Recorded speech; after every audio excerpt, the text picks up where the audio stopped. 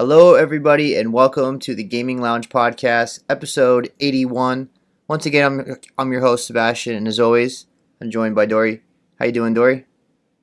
Hello, I'm doing well. We just had the Game Awards, so that's going to be our main topic. But I do want to shout out some other award show that happened right before it. So we had Day of the Devs, we had women-led games, we had Latin American games, and I believe wholesome games as well. So a bunch of showcases. You can find most of them on IGN's channel, but you can also just look up the titles I just said. So yeah, obviously huge games to talk about. But Seb and I, we love to spotlight the indies, but we just can't. There's too much to talk about the Game Awards every year, so we're not going to be able to do that. But I did want to give a special shout out to them because the indies are important too, especially in a year where the Game Awards was absolutely dominated by indies. I should say one indie. I have lots of thoughts about who won and who didn't and stuff like that, and we'll get into that later. But yeah, last year we talked about Indiana Jones and the Game Awards, but this year it's just the Game Awards. So let's get into it. All right, so let's start with the pre-show of the Game Awards. We're going to go in order by game announcement and by the category of the award. So the very first thing that they showed, the very first game that they showed was The Free Shepherd, which was as you would guess, a sheepdog game. Basically, you're herding a group of sheep and as a dog, and that's pretty much the whole game. But it's a very pretty game with many environments. There's some supernatural stuff going on too. Pillars rising. I swear you just played a game like this, Seb. Yeah. What was that game called? Herdling. I have no idea. Herdling. Herdling. Yeah. So dog's very cute. This is absolutely not my kind of game, but I think the dog's adorable, so that's good. Yeah. Didn't do a lot for me. Something I'll keep an eye on, I suppose. I'll put it in my wish list, but comes out 2027. All right, the next game. Okay, no, the next announcement. The first announcement, rather, was the best family game. That was Donkey Kong Bonanza, which was no surprise, right? Donkey Kong Bonanza was nominated for Game of the Year and didn't get any other award besides this one. And, this category is the Nintendo category. Yeah. So, no surprise that it won. I predicted this would win Best Family Game, and of course it did. No game had any chance of winning this category. Donkey Kong Bonanza was by far the best. Yeah. Everything I've heard about Donkey Kong Bonanza makes me want to play it, so yeah. Hopefully someday. In terms of the platforming, cutesy, cartoon-like game, this was by far the best game of the year for that. In contrast to Donkey Kong Bonanza, we got a game called Decrepit shown. That was a first-person horror game. As I pull up on Steam. Yeah, apparently has some Souls elements to it or roguelike elements to it. Yeah, so because you can come back over and over again. Right, so what it says on Steam is it's a first-person action game with Souls-like combat about fighting your way out of a forsaken castle. Every death strips your gear and drags you back to the dungeons, restarting in a different cell each time. Your only advantage are the knowledge you gain from each attempt and whatever gear you can loot from the undead. Learn the castle and its inhabitants well enough, and what was once felt impossible becomes manageable. So it also says there's stamina-based first-person combat. You master the castle. Equipment defines your build, so it's all about the equipment. It says you can carry one weapon, one staff, and one armor piece. These three slots define your playstyle. Find matching gear for the same archetype, mage, warrior, rogue, or shaman, and unlock set bonuses and unique abilities. Every slain enemy drops their gear. Adapt to what you find or commit to hunting down a complete set. And then it says there's a decaying medieval prison. So what did you think of this game overall? I loved the atmosphere. I loved what it was going for, but then they were it seemed like roguelike or Souls-like elements, and I was instantly less interested. I think I got hit with the wombo combo of it's got Souls-like stuff. Oh, I'm not interested. It's got roguelike stuff too. Yeah, that's a double no for me. Yeah. Obviously, infamously, I love Hades, but that's an exception that proves the rule. And Hades is a roguelite, a very very light on the rogue elements. I mean, it's a lot more accessible than some other rogue games. I mean, you just compare Hades to Spelunky, for example. Those are completely different experiences in terms of difficulty. But anyways, and obviously not all roguelikes are Spelunky difficulty. But anyway, yeah, I loved what this was going for, but it's not my genre. Again, another game I had no interest in. Yeah, I have interest in it. I thought it was really cool with the monsters design. The combat looked fun, so something I'll keep an eye on. All right, the next game was Audio Mech, which is a musical game. It says you can stream from the internet, play MP3 files, or even set up a microphone. Any audio playing on your machine works. So literally anything works for it. Everything red reacts to booming bass. Everything purple is driven by vocals and lead instruments. Everything blue is controlled by high-pitched treble. Colors can be changed in the options, and you battle against music-reactive bosses and bullets. It says switch between your mech's three forms, bass knight, vocal gunship, and treble bomber to strike back. Everything synchronizes to any audio playing on your computer. So what did you actually before I ask you? Sure. It says relax Oh, go mode. ahead. It says you can't take damage, so just enjoy. There's a relax mode where you can Oh, just that's cool. yeah. There's a touring I mode. always feel like I would be really overwhelmed in this kind of game. So many flashing lights and sounds and colors and just spatial reading, and I don't know. It just feels overwhelming to me. I'm glad there's a relax mode at least. Yeah, It looks very pretty. It looks awesome, yeah, but I'm just not sure that I would enjoy it. yeah. So there's also a touring mode, which you regenerate hearts over time. There's a headliner mode. After each wave, you choose one heart or a powerful upgrade. So it kind of sounds like a roguelite kind of mode. Metal mode, more of all threats, no upgrades or heart recovery. So that's like hardcore mode. And then boss rush, which is a straight to a boss fight. All right, the next one was innovation and accessibility, which was Doom: The Dark Ages. Were you happy with that choice? Uh, yeah, I actually that would have been my pick. We were so context. You know, We'll probably mention it a couple times, but we were in our friend Lewis's server, Little Victories and Plug Will Plug, and he was generous enough to kind of host and have a big conversation and stuff like that about the Game Awards with him and a couple other members of his server. While we were kind of watching the Game Awards, I was like, I think Doom should win this because you can really tailor make that game as much as you want to your own experience. Like I just did default, so I can't really speak to how much you can do it. But I mean, I looked at some of the accessibility features. There's a lot. You can make that game tough as fucking nails. Or you can make that game an absolute breeze in the park where you are blasting through everyone repeatedly with no effort at all. So, yeah, I think well deserved. But I mean, kind of hard to say because I don't know all the accessibility features. But yeah, definitely a good amount of accessibility here in Dark Ages. Yeah, I didn't know what to personally vote for, so I have no problem with this winning that award. I didn't even know. I barely knew what to vote, so I think I just picked Doom because it was the most popular on that list. So yeah. All right, the next thing they showed was Escape from Duckov, which is a pun on Tarkov. It says on Steam, you wake from a strange dream to find yourself in the world of Duckov. Beyond the safety of your base, enemies lurk in every corner. In this seemingly peaceful yet perilous world, you must tread carefully, exploring and scavenging for supplies. Start your journey as an average duck. Ordinary stats, one basic gun. Gather all sorts of curious items, build your hideout, upgrade your gear, and struggle to survive in the world of Duckov until you make it out alive. So there's 5 unique maps, ever-changing loot, elusive enemies, shifting weather to ensure no 2 expeditions are the same. Every raid is a surprise, offering a unique experience each time. Don't forget to extract in time or you might lose everything. And, you scour the map for valuables. There's meds, gear, rare collectibles. So you never know what you're going to get. You can mod your weapons. There's looks like a blueprint map tree. You can it's a skill tree. You can build your character up. There's quest that says there's over 50 hours of content in a single playthrough. You're going to chat with various NPCs. They'll gather clues, and I think you get the gist of it. Uh, Yeah. it's an So, extraction. It's an you know what the extraction best part shooter. about this? Yeah, good. Was the slap bass.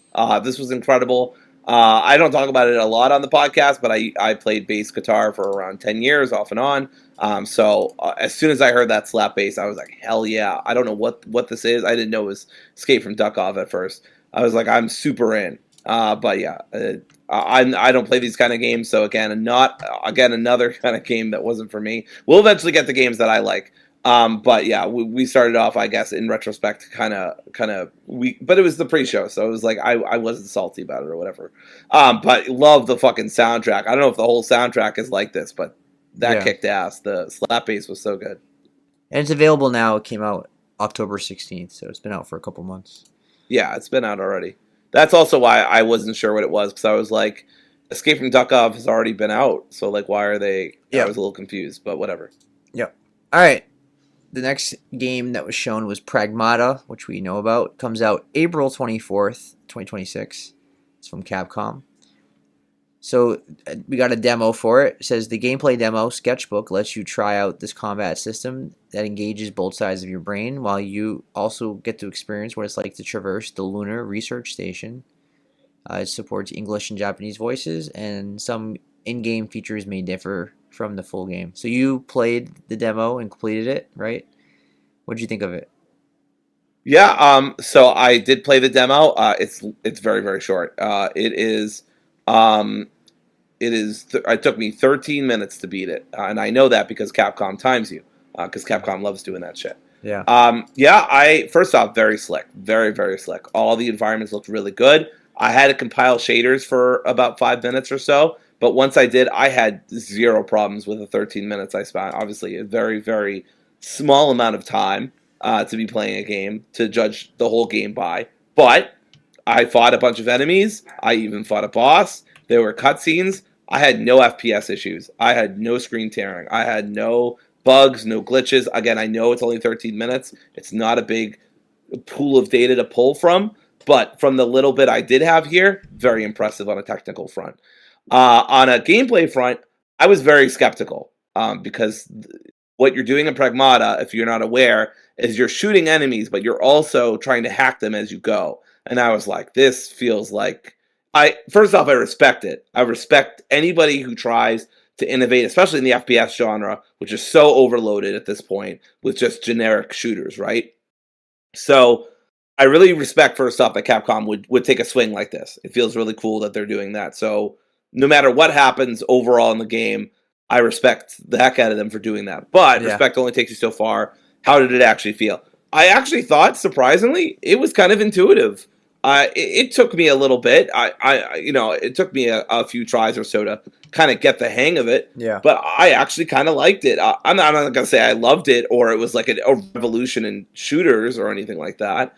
But Yeah. yeah, I mean, I thought it was kind of neat and enjoyable. Again, nothing amazing, but I was expecting to be very frustrated or find it cumbersome. No, I mean, so I used a controller. I didn't use my mouse and keyboard. I thought that I tried to use mouse and keyboard at first, and it used a couple symbols that I wasn't familiar with the mouse, and I was like, you know what, I'm not going to bother. Let's just use a controller, which is probably the intended way, to be fair. And so what you do is you just use, well, for me, the A, B, X, Y buttons to move in a certain direction. So A is down, Y is up, X, B, whatever. And that in that basically you're trying to get to the green point so you can hack, but on the way there, you can hit these blue points to do a little bit of damage. You can hit these yellow points to make them stunned. So there's a little, and there's red points that'll stop you. So there's a little bit of strategy here that you got to think on your feet, and you can always move Hugh, the main character, out of the way when attacks are coming. And Diana will always helpfully say right before somebody's attacking, "Hugh, look out! Hugh, jump!" So yeah, I was impressed. I liked it. Yeah, I'm not sure how it's going to work in the overall game. Maybe it'll get repetitive. Maybe it'll get overwhelming. I don't know, but at least in the boss fights, the boss fight I had towards the end, and the couple of small swarms that I dealt with, I found it manageable and fun. There was also a amiibo for this game, which was surprising. I didn't expect to see that as well. But yeah, I'm excited for it. This is my amiibo of Diana, and yeah, I'm excited for this game. I I've been interested in this game since I saw it at the PlayStation 5 event like 5 years ago. Yeah. Yeah. All right. Next thing was best independent game. It was Expedition 33. So what did you think of Expedition 33 winning this category? Yeah, so obviously Expedition won a lot of awards, as we'll talk about throughout the night. And I think a lot of people knew that. It didn't sweep like some people thought it might, but it did basically win every award it was nominated for. I believe only one audiovisual design. It did not win. Battlefield won. That was weird. I had no problem with, by the way, with Expedition not winning. I just thought Battlefield was a strange choice. But anyway, yeah, I mean, I'm very happy for them. I think that they could have just won the Goatee and not won this and given the shine to somebody else like Silsong or Dispatch or whatever else was nominated. But I'm not mad about it. There's a lot of people online, and I was talking to quite a few of them on Blue Sky and even Facebook. They're like, people are just so big mad about Expedition 33 winning, and it's like it's just so weird to me because it's like they have such a humble beginning. They didn't have. I know 10 million is unfathomable to me or to Seb or to most people in the world, but it's still not a lot of money these days for a video game. Like it's still not. It's still kind of relatively makes them the underdog for the kind of game that they did, which is nuts. That it shouldn't be like that, by the way, but it is. And I'm like, getting mad about them for winning the indie game isn't going to change that. I think that they absolutely deserved it. I love that they did win it and that they won so many awards. I think all of them well deserved. People get so mad and say like it's rigged and it's all bought and da da da da. Like obviously, yeah, there's some amount of politics going on, but I mean like it's kind of hard to see that anybody politically won out besides Sandfall. So unless Sandfall's like got some real, I bet it's the Miss Piggy Bora Bora episode.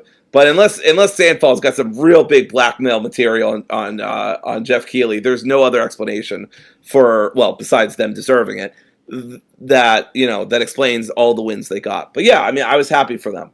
Could this have gone to another indie? Absolutely, I think it could have, and maybe arguably it should have because they were already going to win Goatee. But at the end of the day, yes, it's probably the most important thing that happens in video games.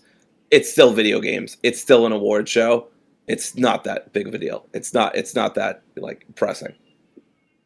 I have issue with the reaction to this game winning best independent game. Overall, this game is an independent game, and when it was before it came out, it was an underdog. It was a game that we were getting hyped about, but it was still an underdog. It was not made by some giant company or anything like that.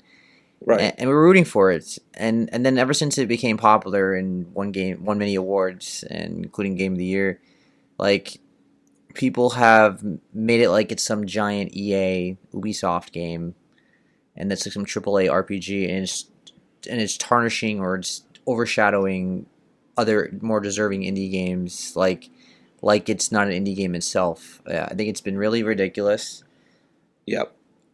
that people are arguing this on Twitter. There was a lot of outrage that it won so many awards, and my issue is that like I feel like people are creating fake agendas about this game.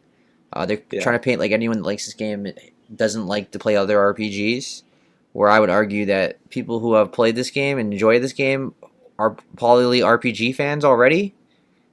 Maybe a couple people talk trash about other RPGs, and then praise this game, but you're generalizing thousands of people who like this game based on some fake narrative on Twitter or whatever social media. So the reaction has been ridiculous. Yeah. But again, it's the internet, and I think Twitter and all social media, people just prefer to be negative and contrarians about everything at this point. So yeah. Well, because people and other people, like I posted about this too, like cynicism doesn't make you fucking cool. Like it's okay to be happy for other people. Like hating things doesn't make you interesting. It doesn't make you cool. I'm not saying you can't hate things. I'm not saying you never should. But like people have this misconception, it's like, oh well, I don't like this thing that's suddenly very popular. Look how educated and cool I am. And like I'm also not saying that Expedition 33 is like this perfect game, right? I mean if I would give it a 4 or a 5, I'd give it a 5, no qualms. but like, technically I didn't quite give it a 5 or what the fuck ever. But like it was just about as close to a perfect or masterful or whatever you want to go by game as you could. But there are small problems, right? Like I think the grinding can be annoying. I'm not going back into the free update, for example, because I just don't want to grind. I don't want to do like I've completely lost my ability to parry and dodge. I do Yeah. not want to rebuild that habit just to play a small DLC area and then lose it again, right? I'm sure the music's tremendous and the acting and writing are all excellent, but I just don't care enough, right? Um, and so, yeah, I mean, just people were being ridiculous, and they're doing this thing too, where it's like they judge something by the fan base. It's like, look, Expedition 33 has some annoying fans. I'm not gonna, but everything has annoying fans. Like people were complaining about Kingdom Come Deliverance 2 getting snubbed. The fucking devs were being so snarky about this. Like, I don't know if you saw any of their tweets, and it's not the first time we've talked about this before, Yeah. Seb. How one of the lead devs has been kind of snarky I and think unnecessarily like. I mean I think they're just being cheeky. Like they have very Well, sarcastic the blame personality. the French one, yes, but them saying they got robbed was a little much, or the this is fine one. I don't know. It came off to I get what me you're as a saying. bit Yeah. sour. But regardless, that doesn't mean, by the way, that it's not a great game, right? It's just not my kind of RPG. There are many kinds of RPGs. I like mine turn-based or action. I don't like mine overly realistic. I'm very picky about open world games, so that's not a point in its favor. Yeah. I don't like overly realistic games. I've never played Red Dead Redemption 2. I don't plan to. I'm not going to play Kingdom Come Deliverance 2. That doesn't mean they're bad games and they don't deserve rewards. Yeah. But it also doesn't mean that they do just because they're overly realistic, right? That doesn't Yeah. mean they're like pure RPGs or whatever. So anyway, we'll keep talking about it throughout the night. But safe to say, I was very happy that they got the award. But I can totally see the argument for other indies getting this award too. I think the bigger issue more so than anything else is that why are we putting best independent game in the pre-show and fast forwarding Yeah, I to thought that was weird too. That was very if we're strange. celebrating indie games, why are we putting that in the pre-show? So, yeah. Yeah. Do we want to talk about Solasta? Yeah, so yeah, I think I accidentally skipped that one. Solasta Yeah. 2. So the big thing was the Hollywood voice acting cast. There's a lot of big names in this game, starting with Ben Starr, who's like going to be in everything at this point, Yep. and Deborah Wild, who was in Baldur's Gate 3, and you have uh, Amelia Tyler, who's also in Baldur's Gate 3, and she's in Hades Yep. 2, and She's the narrator. then you have Ellen Thomas, who's in Arcane. So we got to see all the voice actors, and we got to see more gameplay, which is of course a CRPG. It's gonna play like Baldur's Gate 3, of course, and probably not as strong or quality. And I don't think it's gonna be fair. People are gonna compare it to Baldur's Gate 3 naturally. And it's probably not gonna be as good as Baldur's Gate 3 because that's like one of the highest rated games ever made. Yeah. So that's not fair. But I'm excited for it actually. My interest has gotten a lot higher. But if you have quality voice acting and gameplay looks pretty good, if the writing's good, then this game should be pretty strong. And we got a release date now, March 12th for early access. So yeah, any interest in this, or you're gonna wait for the real release? I don't know. It depends on the reaction on Steam. If the Steam reaction is very strong, I might pick it up early. But I also just might wait for the full release. 2026 is so packed. I don't mind waiting for the full release. We'll talk about this later with a trailer that apparently advertises a game that's years away, and it's like I find that annoying, but I'm not as annoyed as some other people where it's like, oh, LOL, it's the game's dead or whatever. Like it could be, but also we could just get excited that a cool game is possibly going to happen, and we'll just wait a little bit and play other games while that happens. But we'll talk about it then. Yeah, I think Solasta 2 was fun. I played the demo. Again, not as I mean, it's going to be so frustrating because I love Baldur's Gate 3, and even myself, I'll probably be comparing it to Baldur's Gate. But it's, like you said, it's not fair. Larian's been doing this for so long. They did the whole Divinity series. Obviously, they did the original Sin 1 and 2, which were tremendous. I did a little bit of history on them. They did quite a few genres in the Divinity series, including a Diablo-like, strategy like, and then anyway, that's besides the point. Solasta 2 looks really cool. Is it going to be as good as Baldur's Gate 3? No, it's not, and I hope people don't have those kind of expectations just because it's a CRPG, because that really sucks. Like it's not fair to Solasta 2. Not everyone has the connections and finances that Larian has as an independent studio. So I hope it gets a fair judge. I liked what I played back when I did play it, and so I'm looking forward to playing more. Absolutely. So the next game that was shown was Bradley the Badger, which says it's a love letter to games. It's an action adventure that blends exploration, traversal, and mind-bending freeform puzzles, all brought to life through a satirical narrative that features moments in live action, as we saw in the trailer. A beloved platforming icon wakes up to a world that no longer makes sense. Longing to return home, Bradley embarks on a journey to save his world and his friend at all costs, even if that means coming face to face with a revelation bigger than anything he has ever imagined. Across wildly different playable worlds, inspired by famous games but stuck in development hell, you'll experience a unique narrative told through the enthusiastic, curious, and endlessly playful eyes of a video game mascot. Will Bradley rescue Dreamwoods? So it says for the gameplay, it is you can double jump, solve challenges, fight with your trusted frying pan across unfinished game worlds that are very much in need of a creative spark. There will be items to collect, quests to answer, secrets to unravel, and as much as Bradley would hope that is gaming as usual, things will definitely be unlike anything he has ever experienced. It says the kit. At the heart of our game is the kit. It's a tool that lets Bradley modify every unfinished asset he can find, just as if he was a game developer. It's systemic, immediate, and completely transforms how you approach exploration, traversal, puzzles, and combat. It might even change the way you think about this game.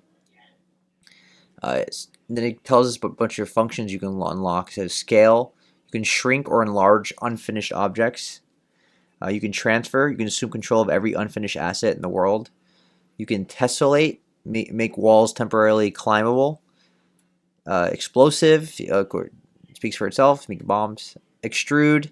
You push or pull geometry from unfinished surfaces. Manipulator, grab and rotate, stack unfinished objects as if they were building blocks, and many more. This has additional powers like copy, gravity, liquefy, and even the ability to debug a weight as Bradley pushes forward in his quest.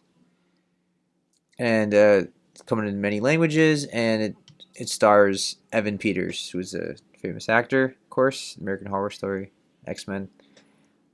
I'm really excited for this. This is my kind of game. I love 3D platformers. I think the character is very cute. The concept is really creative. Looks fun. Kind of remind me of the 3D Kirby game, where Kirby can transform into different objects. It also reminds me of Ratchet and Clank. It's a mix of different games, right? So what'd you think of this game? Yeah, I mean, 3D platformers aren't my thing as much as I enjoyed them when I was a kid, but I respect kind of what's going on with this game. The game was really fucking weird. I had no idea what to make of it as I was watching. But I mean, the Badge of Us, the last Badger, very good, very good. Badgeborn or Badgerborn, Yeah. just good stuff. I will look out for reviews and I'll see what you think. You're probably going to pick it up, so I'll probably just play it if you pick it up. And Yeah. but that depends on the reviews and stuff. Yeah.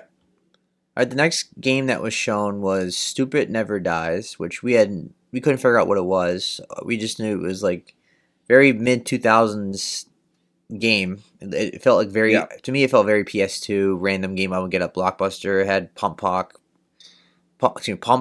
playing, and it says on Steam, set in a monster-ruled outworldly dungeon, Stupid Never Dies puts you in control of Davy, a timid zombie living at the very bottom of monster society. Defeat enemies, level up, and collect strange items to grow stronger on your quest to bring Julia, a frozen human girl, back to life. Steal enemy abilities, customize your undead body with bizarre upgrades, and experience fast-paced combat packed with innovation. It says developed by GP Track 50, a new studio formed by veteran action game developer Stupid Never Dies delivers a single-player 3D action RPG experience unlike anything you've played before. So what did you think of this game, which reminded me of, is like Warm Bodies mixed with Devil May Cry, is what I was getting at. Deb, shut up! I'm listening to the song. It's really good. No, this was one of this is. It sounds weird, but this was kind of one of the standouts of the show, which is kind of nuts to say. But the style was so unique. I loved. Obviously, I'm a huge pop punk fan. Yeah. And I loved the inspirations that they were going for. Like Seb said, we couldn't figure out what the fuck was going on with this game. But once the title card hit, I guess it's a kind of brawler. I No, don't know. I'm all fucking in on whatever the hell's going on with this. I wish listed this so fast. it's an action RPG. Right. Yeah, we did say that actually during the watch party. But yeah, it looks so cool. I love the animations. I love the art style. I love the title. I think the soundtrack's going to be a bop. Yeah. I'm already saying, "Oh, whoa," in my head. This is good stuff. So I'm very excited. Somebody in the comments on IGN said, "Lollipop Chainsaw plus Sunset Overdrive plus Warm Bodies equals this," Yeah. which I kind of agree with. That's exactly what it is. Yeah, so this looks really cool. Yeah, the gameplay was very Chainsaw. The vibe of this game is very Chainsaw Lollipop. The gameplay was very Devil May Cry, from what I'm seeing. And then yeah, this felt like, and then the soundtrack, I can definitely see that comparison as well. Very cool game. Definitely on my wish list. Comes out next year. Just my kind of game. So definitely interested. All right, the last topic of the pre-show was the best adaptation award, which people found very controversial. That was probably the one I saw people complain about the most online. Of course, it went to The Last of Us Part 2, Season 2, which we both Last of Us Season 2, or rather. We both predicted that, and so no surprise it won. Of course, I didn't really care for that season at all. A lot of people hate that season. But the choices they had on that category was not exactly amazing either. Although if I personally got the vote, I would have picked Twisted Metal Season 2, which didn't even get nominated. I also would have picked Sonic 3. So the whole category was just really bad. So yeah, overall, yeah. I mean, I liked it more than Seb did. I certainly think it has issues and problems. I don't think it's as good as season 1, but I still had a lot of fun with it overall and enjoyed it. And I haven't watched any of the other things, so by default, it was my pick. But I do agree that Twisted Metal and Sonic 3 should have been there. It was very weird that they weren't. I love Twisted Metal season 1. Yeah, you pick Until Dawn. That makes no sense. Yeah, Until Dawn was notoriously bad. Like, it got very bad ratings across the board. Yeah. That makes no sense to me. And it didn't even win, so what was the point of nominating it? I don't know. It wasn't even a good adaptation. It changed completely everything. Yeah, it had nothing to do with the fucking video game, so I don't understand. I don't understand. But whatever. All right, so now we're in the main show. So it kicked off with Jeff giving a nice tribute to his father, which was a really nice speech he gave. I thought it was a great start to the show. I kicked that off really well. Really, honestly, if you ask me, the first 30 minutes of the show was amazing. Like, if they kept this energy up, the whole show would have been arguably the greatest year of the Game Awards. Of course, it falls off a little bit, but we'll get into that. But the first 30 minutes, just banger after banger. They were very good. I was locked in for the first hour, and then by hour and a half, that's when it started falling off. Maybe even a little earlier, but that's when I started realizing. But yeah, they did the award for action game, right? Yeah, so they started off with the best action game, which went to Hades 2. Very happy about that. Very happy about that. I know Hades 2 is going to get something, so it makes sense that they picked it here. Yeah, I really thought Ninja Gaiden would win because Team Ninja haven't been nominated in a long time, and like you said, there's politics in play and yada yada. But no, I just gave it to Hades 2, which I'm absolutely for. I think Hades 2 is a better action game than Ninja Gaiden, mostly because Ninja Gaiden just has a lot of huge pacing issues, which is so funny because it took me 70 hours to beat Hades, and I feel like I played half that. Ninja Gaiden took me about 15, and I feel like I played double that. But anyway, it's all about the layout. Yeah. But yeah. So good choice. Can't complain. The next one was next announcement was Star Wars: Fate of the Old Republic, which was one of the biggest announcements of the showcase. None of us knew You and about I it. picked up that this was Star Wars, I think, immediately. Yeah, the Um, sound of the ship and the way the planets looked and the music the just sound effects, the way the technology yeah looked, and then obviously being in space, I was like, yeah, this has got to be something. yeah I thought it was a Jedi 3, but it turned out to be something very different. yeah. There was a rumor before the show for a while that there's a Star Wars game getting shown at the Game Awards, and they said it was not the Smuggler game, and it was not the Jedi game. And it was not. So people thought maybe it was a Total War. They're making a Star Wars Total War game, so people Right, thought maybe right, that, but it wasn't that. It was a Old Republic game that takes place in the same universe as KOTOR, which is really hype. yeah. Unfortunately, Now, there's a big asterisk around this. yeah, Apparently, the studio behind this it has just formed and has only just started working on this. And because dev cycles are being what they are at this point, 4 to 5 years, a lot of people, well, Jason Schreier specifically, were saying 2030. Now, Casey Hudson, one of the people who worked on the original not BioWare, Mass Effect, which was produced by BioWare, developed. And then also did Anthem, of course, which was a huge failure. Although I don't know if criticizing Anthem it really makes any sense because, as far as I'm aware, and Seb, correct me if I'm wrong, a lot of Anthem failing came down to interference from the people who own BioWare. But I could be wrong about there's that. also a lack of But that, it was lack of content too, because I think people generally yeah, like the gameplay. yes, the gameplay was good. It's just it didn't have a lot of content that people could actually interact with because it was rushed. And so people are saying, well, one of my friends was saying like Casey hasn't made a game in like 15 years that was really good, and like the last game he made was a flop. And I'm like, yeah, like the flop, like I don't know, I really blame Casey on that. And also like that game he made 15 years ago, or helped direct or helped write or whatever you want to say. Obviously, he's not the only one, but a big part of that team, and it's one of the best games of all time. So it's like I am very optimistic about this game. I'm very excited for this game. Yes, I don't like it when studios show off games that are years away. I don't care if it's Kingdom Hearts. I don't care if it's Star Wars. I don't care if it's a brand new Ninja Gaiden game. Please don't show me a game that's 4 years away. I hated it enough when they showed the release date for Phantom Blade Zero, and it's like almost a year away. And I'm like, I just would rather you've not shown me at all. A part of me, right? I'm happy that we got a release date, but a part of me was like, come on, like that's so far away. It feels like it anyway, right? So I don't care. This is what I was talking about earlier. I don't really care that maybe it's coming out December 31st, 2029 or whatever, because Casey kind of pushed back on the 2030 stuff, saying, I'm not getting any younger. It's going to come out before 2030. And everyone's like, okay, see you in December 2029. I don't see this coming out anytime soon, not even 2027. So we're in for quite a wait. And of course, Star Wars projects infamously get canceled, although I feel like that was partly a byproduct of EA having kind of a monopoly on them. And now that it's different studios and stuff, maybe that won't happen as much. yeah, But we don't know. It's the games industry. We yeah. lost so many studios this It year, was also and we from lost so many. yeah. Yeah, go ahead. I didn't mean to cut you off, but it was also because Disney bought the Star Wars, and then they canceled a lot of projects too. Right. So that was part. So now that dust is settled on that, maybe it won't be as bumpy. But yeah, obviously the game could get canceled, but I'm not gonna fucking worry about that because worst case it gets canceled, and I have a million other games in 2026 to 2029 Yeah, I can play, and then and best case we get a really cool KOTOR spiritual successor, which looks amazing. I know obviously it's just eye candy, and we'll talk about the problem with that later. But yeah, I was hyped. This was fucking cool.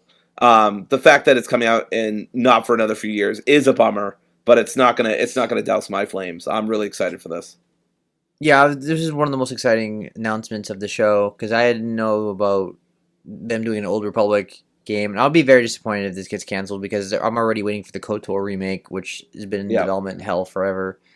And this would be another blow as a Star Wars fan.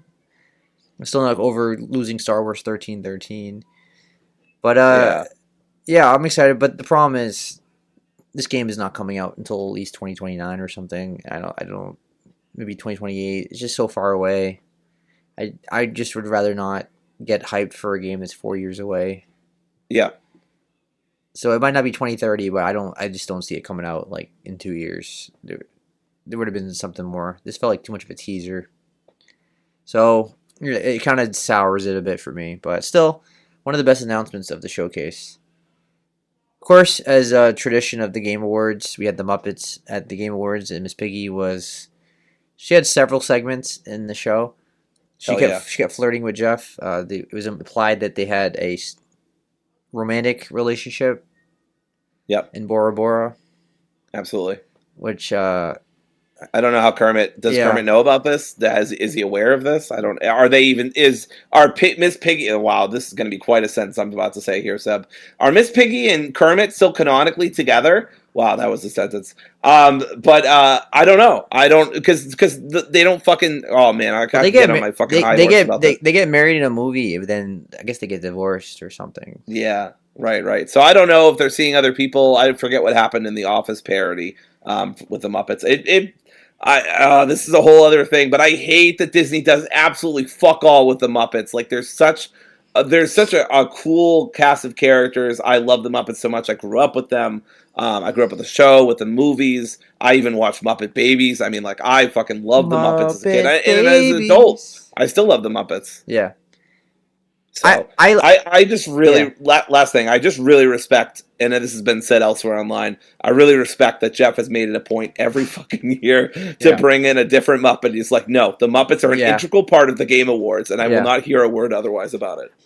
Yeah, I like that she had a segment. I probably didn't care for the musical part of it. Like it was funny in the beginning, but I kind of just felt like you just filler, because I think the show's already too long. Yeah, that's fair. But the first segment with Miss Piggy with Jeff was funny. I thought I was kind of hoping she would punch him or something. Yeah, I was really hoping for that too. It'd be really funny if he sold it like a wrestler and like fell down. Yeah, fell on a mat and like fireworks shot up. I mean, Cody Rhodes and Roman Reigns were there. Yeah. They could have told them how to work. Exactly. You know how like you get body slammed like in a wrestling and then they shoot the sparks up like something to sell it. Would have been amazing. Yeah. Anyway.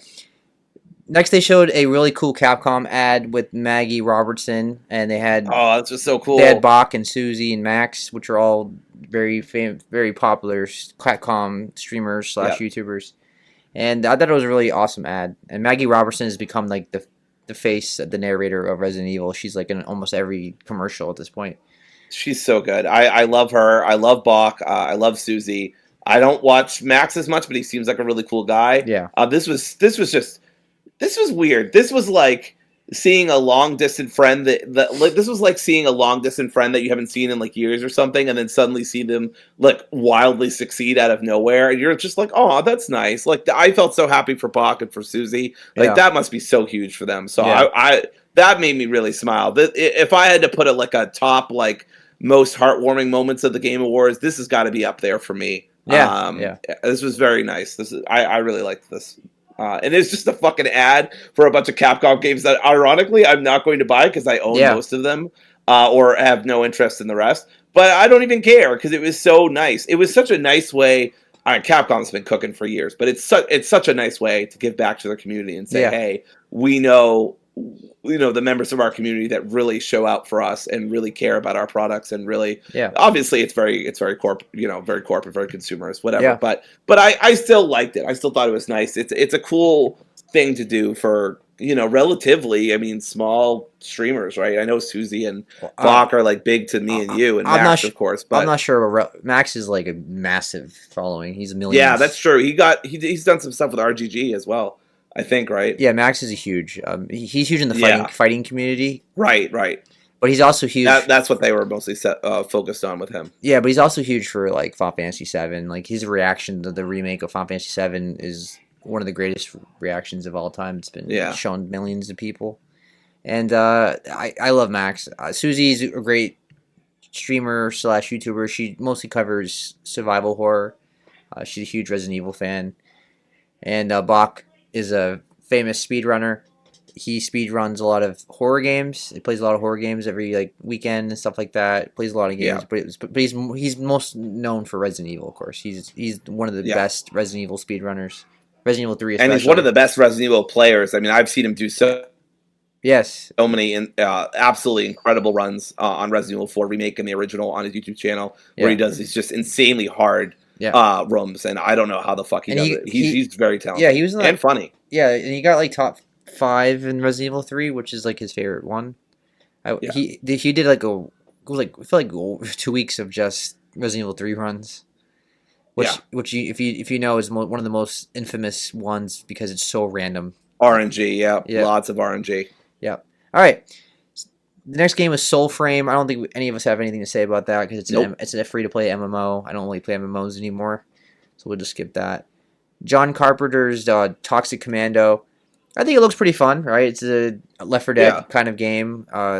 Something you could play. I'm not like I'm not like ecstatic for it, but definitely interested. It comes out March 12th, which Solasta 2 comes out the same day as well. Nice. Any interest in this one? I do have interest. I love John Carpenter. Of course, Halloween is probably my favorite Halloween movie of all time. My favorite Yeah. scary movie of all time.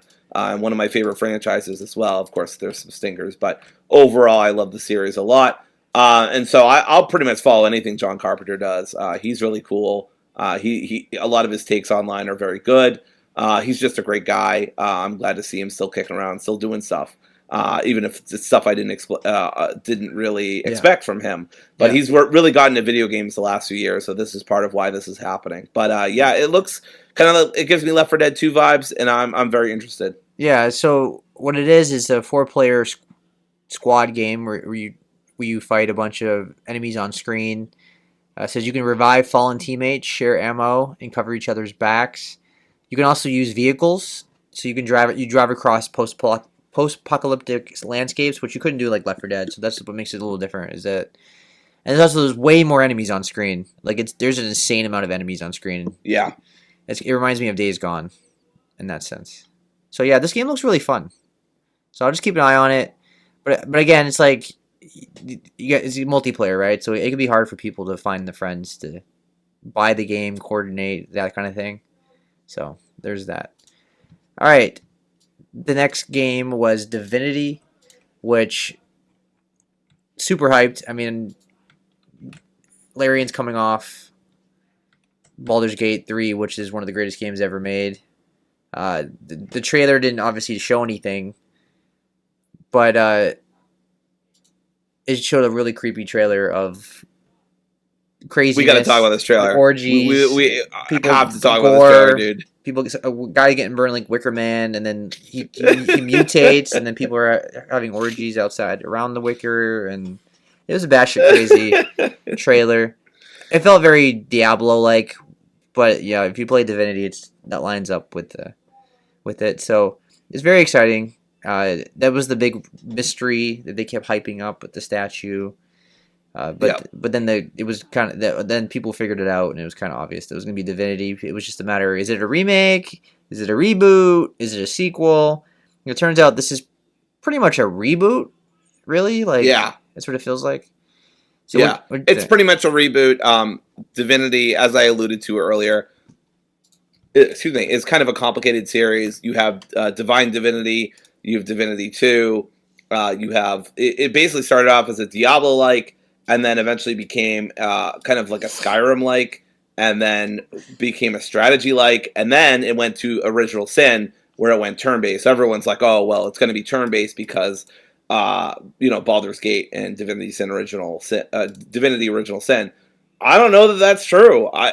Honestly, Larian could fucking do whatever they want. Like, as I wrote on Blue Sky, like, my soul and my wallet are theirs. Like, I'm there day one, no matter what the fuck they're doing. This trailer, I gotta talk about this trailer. This trailer is fucking amazing. Now, I'm not usually one for eye candy and no gameplay. I'll make an exception for this. This is so fucked up. This is one of the most fucked up game trailers I have ever seen. And for a good while, I had no idea what the hell was happening. I was really excited for Nicolas Cage to come back. That's what I thought was happening. Not the bees, not the bees.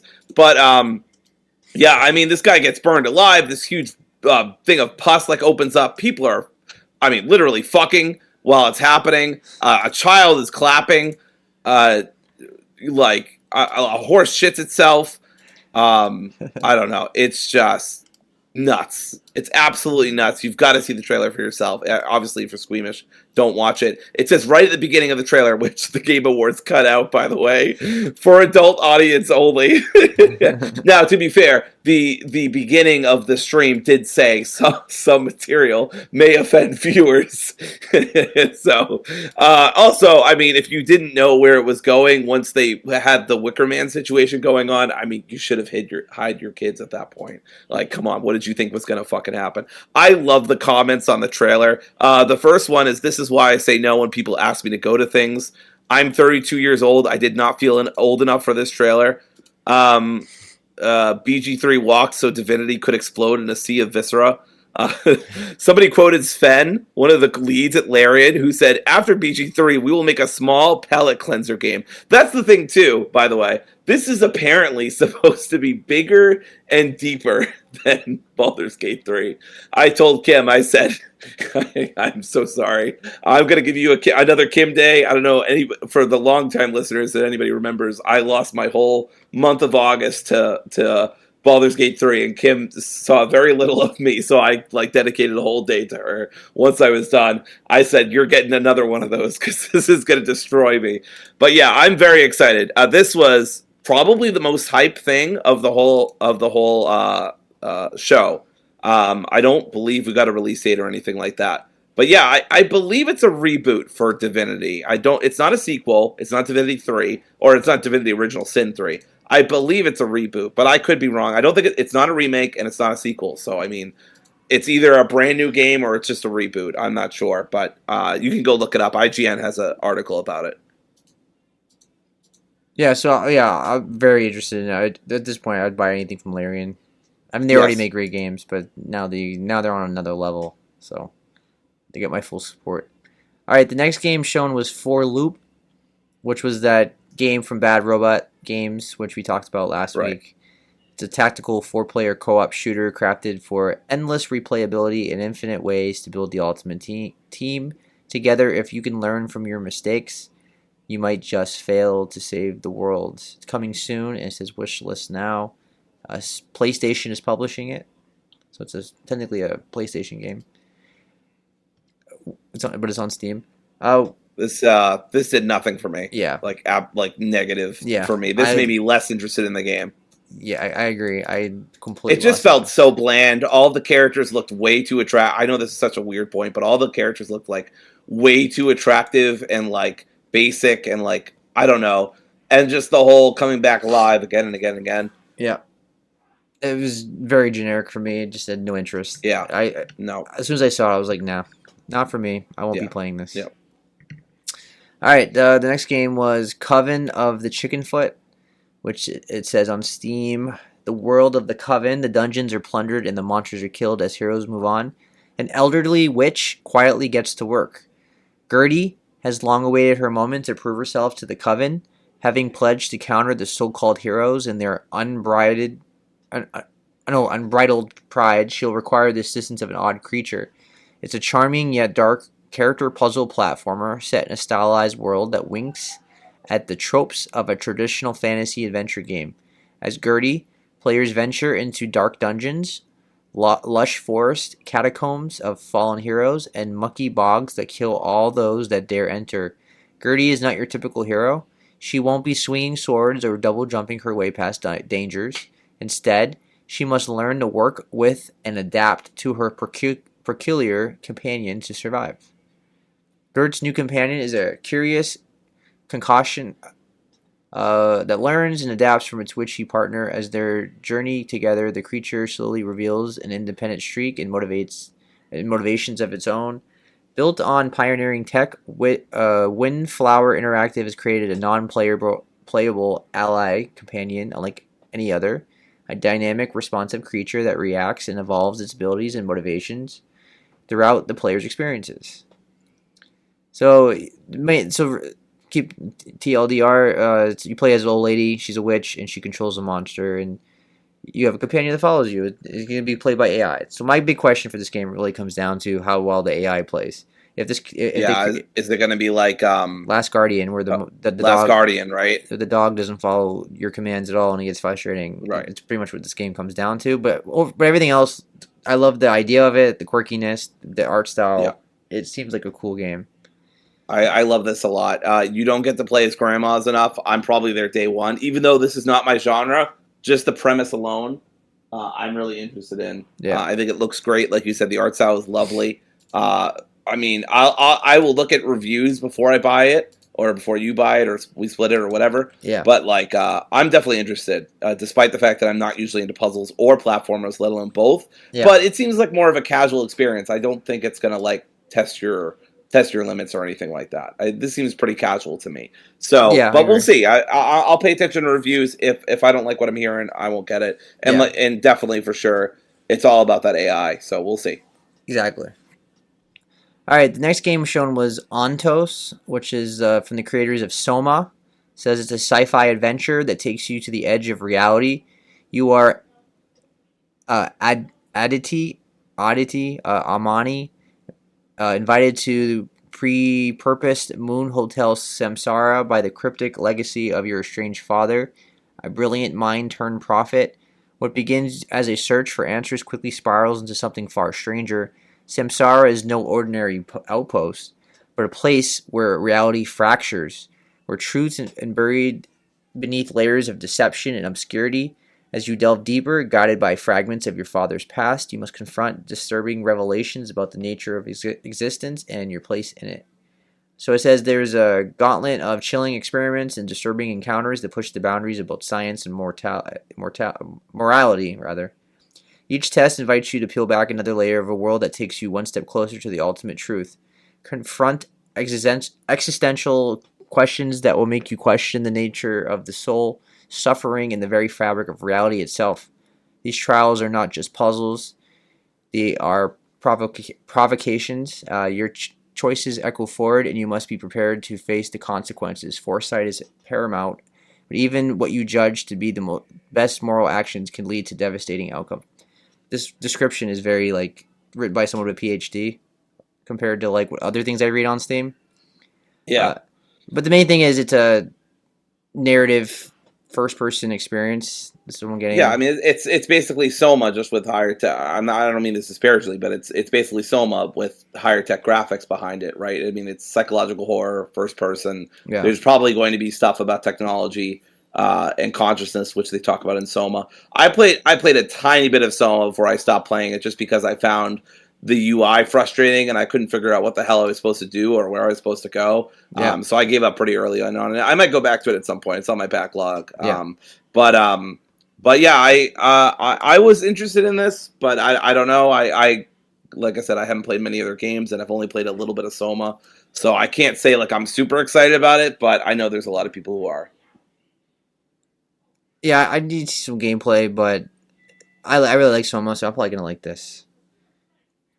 But we'll see what the story.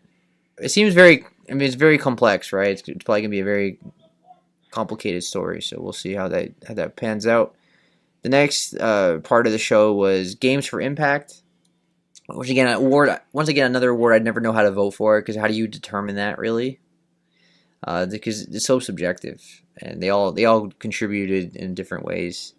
But it went to South of Midnight, which is actually what I predicted, I believe, because it was a big game on the list, and I think South of Midnight was gonna get something. And yeah, very impactful game. This is the only time we're gonna be talking about it since we gave our impressions on it. It had a really nice art style, very powerful story, powerful soundtrack. The gameplay was not great, but it was good, and I really liked the characters. I had a good time with it. It didn't overstay its welcome. I think it was a nice length. It was like a nice 7.5 to 8 out Yeah. of 10. It was a nice experience. Yeah, I pretty much agree with everything you said. I mean, I kind of personally was voting for Lost Records. I felt like that was the better game. Mm. But no doubt, this is an award that I could definitely see South of Midnight winning. I'm glad that they did. And yeah, a pretty good game. Not a great game for me, but a pretty good game. Absolutely. All right, the next game shown was Resident Evil Requiem. Main thing, the Leon trailer. I mean, first of all, it got leaked before by PlayStation store, I believe, that Leon was in the game, but it was pretty much like the worst kept secret. But yeah, Leon's in the game. It plays just like it looks. I think the gameplay looked a lot like Resident Evil 4 remake. I think that was the Yes. influence. Leon was doing like kicks at his old age. He's still doing roundhouse kicks, and the Yep. big thing is he also got to control a chainsaw. So He's that was like what, cool. 48, 52, He's 51 because this game takes place 51? in 2028. I'm confused about that. Why wouldn't we make it a few years younger so he's a few years younger? I don't know. Whatever. It's because the timeline, the village jumped in time with Rose and stuff. So Oh, right, right, right. Wow. Okay. Whatever. yeah, not a big deal. Leon, I I think mean, yeah. Go ahead. I watch wrestling. I've seen 50 year olds who are able to keep themselves in good shape. So it's not that I mean, it's a fucking game about zombies, right? So I'm not Yeah. going to be mad either way. And But yeah. plus, canonically, Leon can run on walls, and he's been thrown into walls at full speed and got up like it's nothing. I think low key the Resident Evil protagonists have some form of virus in them to give them little superhuman abilities. I mean, and he was literally infected. So That was the big thing with this game as well. If you pay very close attention to Leon, he's a little infected. He has like black spots on his neck area. oh, interesting. I didn't notice that. Yeah. So hopefully this is. He's voiced by Matthew Mercer, by the way. Oh, so we're going back to Resident Evil 6, Leon, I guess so. Yeah. which was not bad. It sounded like the Resident Evil 5 one. I mean, excuse me, Resident Evil 4 one. Yeah. And we got to see the villain in full view as well. I mean, what can you say about this game? It looks absolutely incredible. It looks fantastic. I know so many people say GTA 6 is their most this is probably my most anticipated game of the year. I am Sure. so fucking hype. Everybody, by the way, they've got to stop like fucking leaking their own shit through their store. How many times does that happen? I feel like it happens all the fucking A time lot, where they yeah. just like how do you guys not keep a better handle on that shit? It's your store, like you're doing it to yourself. I don't know. But everybody knew. Everybody knew. I mean, the developer was literally asked point blank if Leon was going to be in there, and he said, what was he supposed to say? He had to say no, right? Yeah. So, but we all knew. We all fucking knew.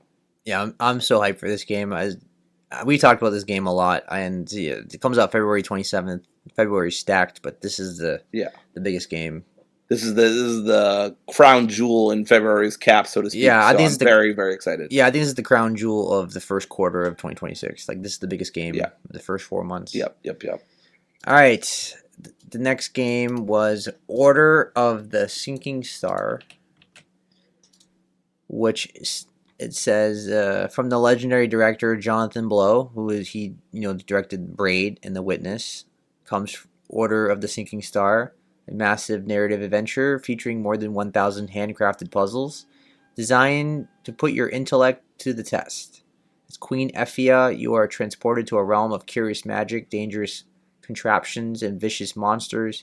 As you make your way, you will explore 4 distinct worlds, each with its own mechanics, characters, and stories, and then watch as they all collide. As the worlds emerge, characters meet one another, puzzle systems intertwine, creating a surprising new gameplay possibilities. So yeah, it's a puzzle game. That's the main thing. Any interest in this? I know you have issues with the director, I think, right? Or is He's just kind of a prick. I don't. I mean, his last name kind of makes sense because he kind of blows. But I don't know. Like, I don't have any personal beef with him, and obviously, Braid is a very important indie game. But yeah, I mean, I did some research, and I wasn't trying to like not play the game, but I was looking at the reviews of Braid, the Anniversary Edition, because I was like, I just wanted to see how it held up. And I saw a couple people talking about how much of an asshole he is. So I was like, well, what's going on? Like, what, why do people not like him? And basically, you can go on his Wikipedia. It's nothing like hugely controversial as far as I'm aware. He's just kind of a condescending prick who's really like, he's like one of those people about art. Like, he's just kind of a dick about it. And it just turns me off from playing his games. And, I'm sure he'll be fine either way if I don't play his games. I'm also just not really into the genre. So even if he wasn't a prick, I probably still wouldn't play this, to be honest. Yeah, this game does nothing for me. I don't like puzzle games. So that's pretty much what it comes down to for me. Alright, the next game was Exodus, which is a sci-fi action-adventure game where you become the Traveler. So it says you become the Traveler, leading humanity's fight for survival against the Celestials. Face our evolution 40,000 years in the future. Explore extraordinary worlds that confront time itself to shape the fate of generations. You play the role of John or Yun, Aslan, a salvager turned traveler, a renegade among the stars and hunter of ancient secrets, embark on interstellar missions to recover celestial remnants that may hold the key to humanity's survival. Return to a changed world where the time dilation has amplified your choices and reshaped the future of humanity. There's combat against monstrous creatures and constructs, rival human dynasties, and the greatest threat of all, the Celestials. The fuse remnants with human tech expand your arsenal and unleash devastating abilities through a gauntlet only you can command. Fight along powerful, highly adept companions whose strength, skill, and synergy turn the tide of every battle. It says explore a galaxy alive with awe and mystery, shaped by extraordinary worlds, unique beings, and the bonds you forge or break along the way. Encounter the evolved descendants of humanity known as the Celestials, their bio-engineered changelings, and highly intelligent awakened animals. Lead a formidable crew across the stars, human and awakened, driven by their own convictions and deadly in the light in the fight ahead. I'm kind of It's getting, Mass Effect. as we're about to say that, I'm getting Mass Effect vibes from this. Like the description Yeah, just sounds very Mass Effect with the crew it's and it's somebody who got tired of waiting for Mass Effect 4 and was like, "Fine, I'll do it myself." And yeah, and we've seen this trailer, by the way. We've seen Exodus before. I wasn't particularly blown away when I saw it, and I wasn't particularly blown away now. And I love Mass Effect, so I could just be undervaluing this, underhyping it. I don't know. yeah. But I mean, it just kind of looks like a Mass Effect. I don't want to say rip off, but spiritual successor, I guess, to be It, nice. yeah, it's from the Wizards of the Coast as well. Yeah, that's the other problem too. I don't, and I love D&D, so this might sound weird to some people. I don't really like Wizards as a company. They're pretty shit. I know that's true for a lot of companies, but especially when you're shit to something that I really love, kind of hits me a little harder. Yeah, Not a big fan of Wizards, and they'd have to do something really bonkers to get me interested. And this sure. this isn't doing it for me. Yeah, I wouldn't say I'm like super excited for it, but this is the kind of game I would definitely play. I mean, I like sci-fi. I like I see that the gameplay looks up my alley more so than other games in this show. I like the concept, the idea of everything, the narrative, the choices matter, and things like that. So it seems like my kind of game. So it doesn't have to be as good as Mass Effect, but if it scratches that itch, then I'll probably play it. This is a game I'm probably gonna play. It comes Yeah. out in 2027. So I'm interested to see the reviews. I'm not going to play it just because Wizards, but it does make me less interested sure, personally. But yeah, I need to see more gameplay. I need a deep dive. I need reviews. I'm skeptical. sure. All right. Would love to be wrong because similar to Seb, this is my kind of game. I just not impressed. Yes. Then the next game they showed was Warlock, which was a Dungeon and Dragons game. Which they opened with through Tools 46 and 2, and I immediately knew it was Tool because the baseline is a baseline I used to play all the time. It's a great baseline. Justin Chancellor is an amazing bassist. So that was nuts. Wizards of the Coast just really throwing around their money. Yeah, we can put Tool in our trailer. Who does that? But anyway, yeah, this was what I was talking about earlier when I was like, Eye Candy doesn't really impress me. And although Exodus had a little bit more gameplay than this did, this one had nothing. And I just was like, I don't really care. Like, I don't know. It's a D&D game. It's called Warlock, Dungeons and Dragons. We'll see. I guess it's just a lot of cool graphics and Tool doing a lot of heavy lifting for the atmosphere. Again, not really impressed. So that's me. Yeah, I guess it's an open world action game, but they showed absolutely nothing for me to get excited about. I can't even find it on Steam, so that's interesting. But Very weird. it says while it's a D&D game, it is not. I'm going off Game Informer. It says it is not an RPG. It's a third-person action game. So it's not an RPG at all. It's a pure action game, and you're playing Katri's narrative. So interesting. It says it's going to launch on PlayStation, Xbox, and PC on 2027. I just don't see it on Steam. Maybe I don't know. Maybe they didn't put it on there yet, or maybe I put the wrong thing.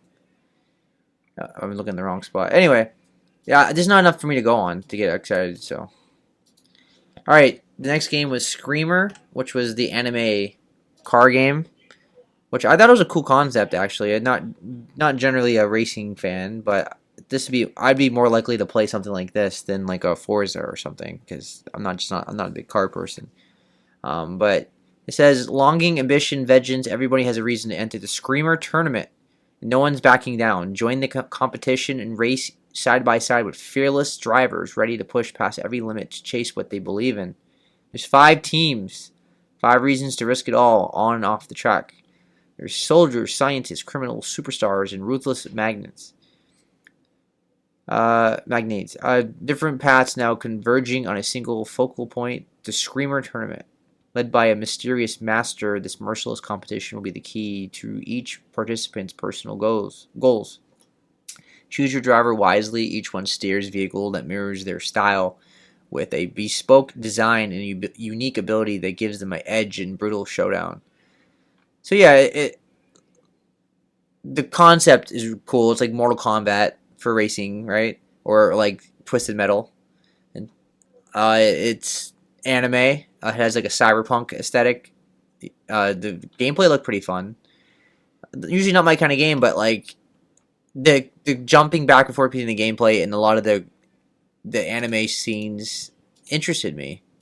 I'm interested. I have my eye on this game. I'm definitely gonna keep my eye on it. It's like coming out March 26th.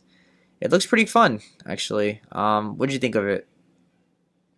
Yeah, not the title I would go with, is what I'm going to say first and foremost, and I'm going to leave it at that.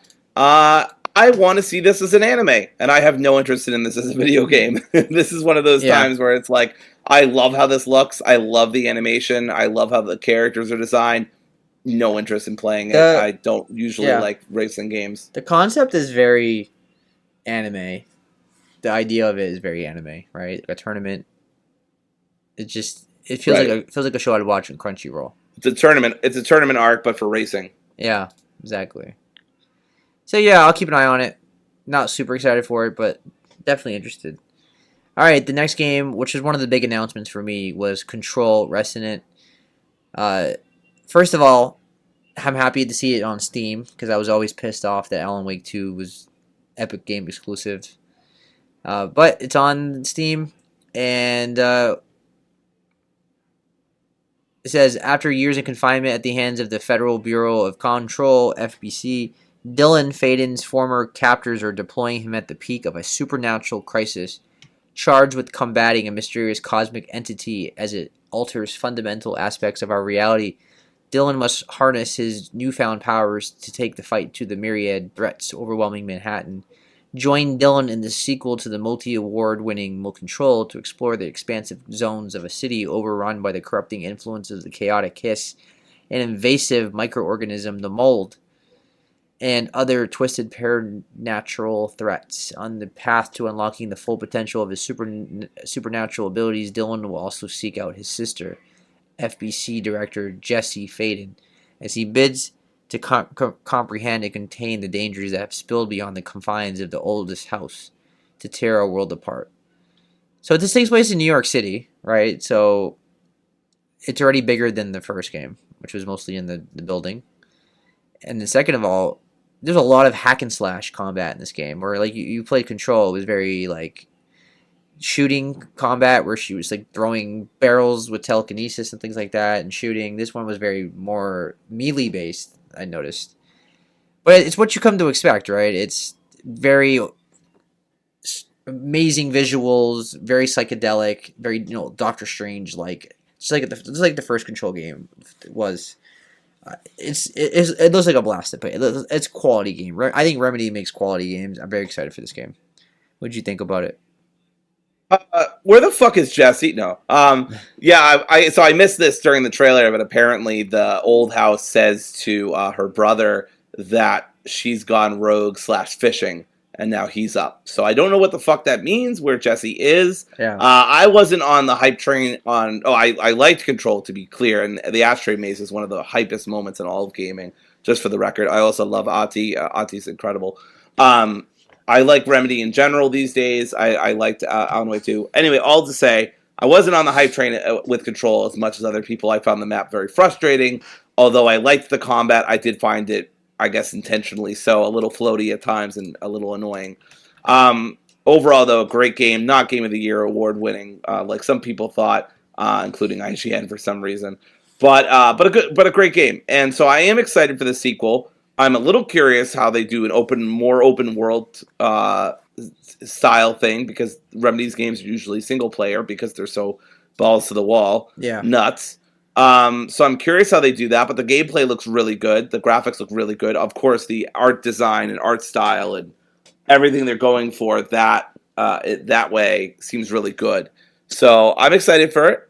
This was definitely one of the bigger announcements. It wasn't huge for me, but I'm excited, and it's coming 2026, which is great. Absolutely. All right, the next game shown was Gang of Dragon, which is a new action adventure game from the creator Nagoshi, right? He left RGG Yes, to make this game. Takes place in the streets of Shinjuku, Tokyo. Shinjuku. Oh yeah, Shinjuku. It looks like an eye on my screen, but yeah, Shinjuku, Tokyo.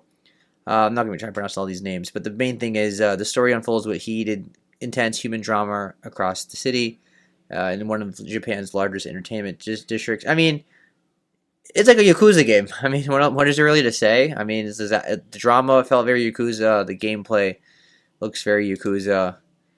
Although It looks like they're going back to their roots of being a more serious game, like the first two were, yes, as opposed to the more goofy. Which, I have no problem with it being goofy, and I have no problem with being more serious. I love the goofiness, but I also love the seriousness. So we didn't see any gameplay here, but I mean, I'm interested. It's from the guy who created Yakuza, so I presume it's gonna do yeah. great But if you or be great. we didn't see gameplay in their trailer that we got, but if you go on Steam, it shows you screenshots, and it looks like Grand Theft Auto.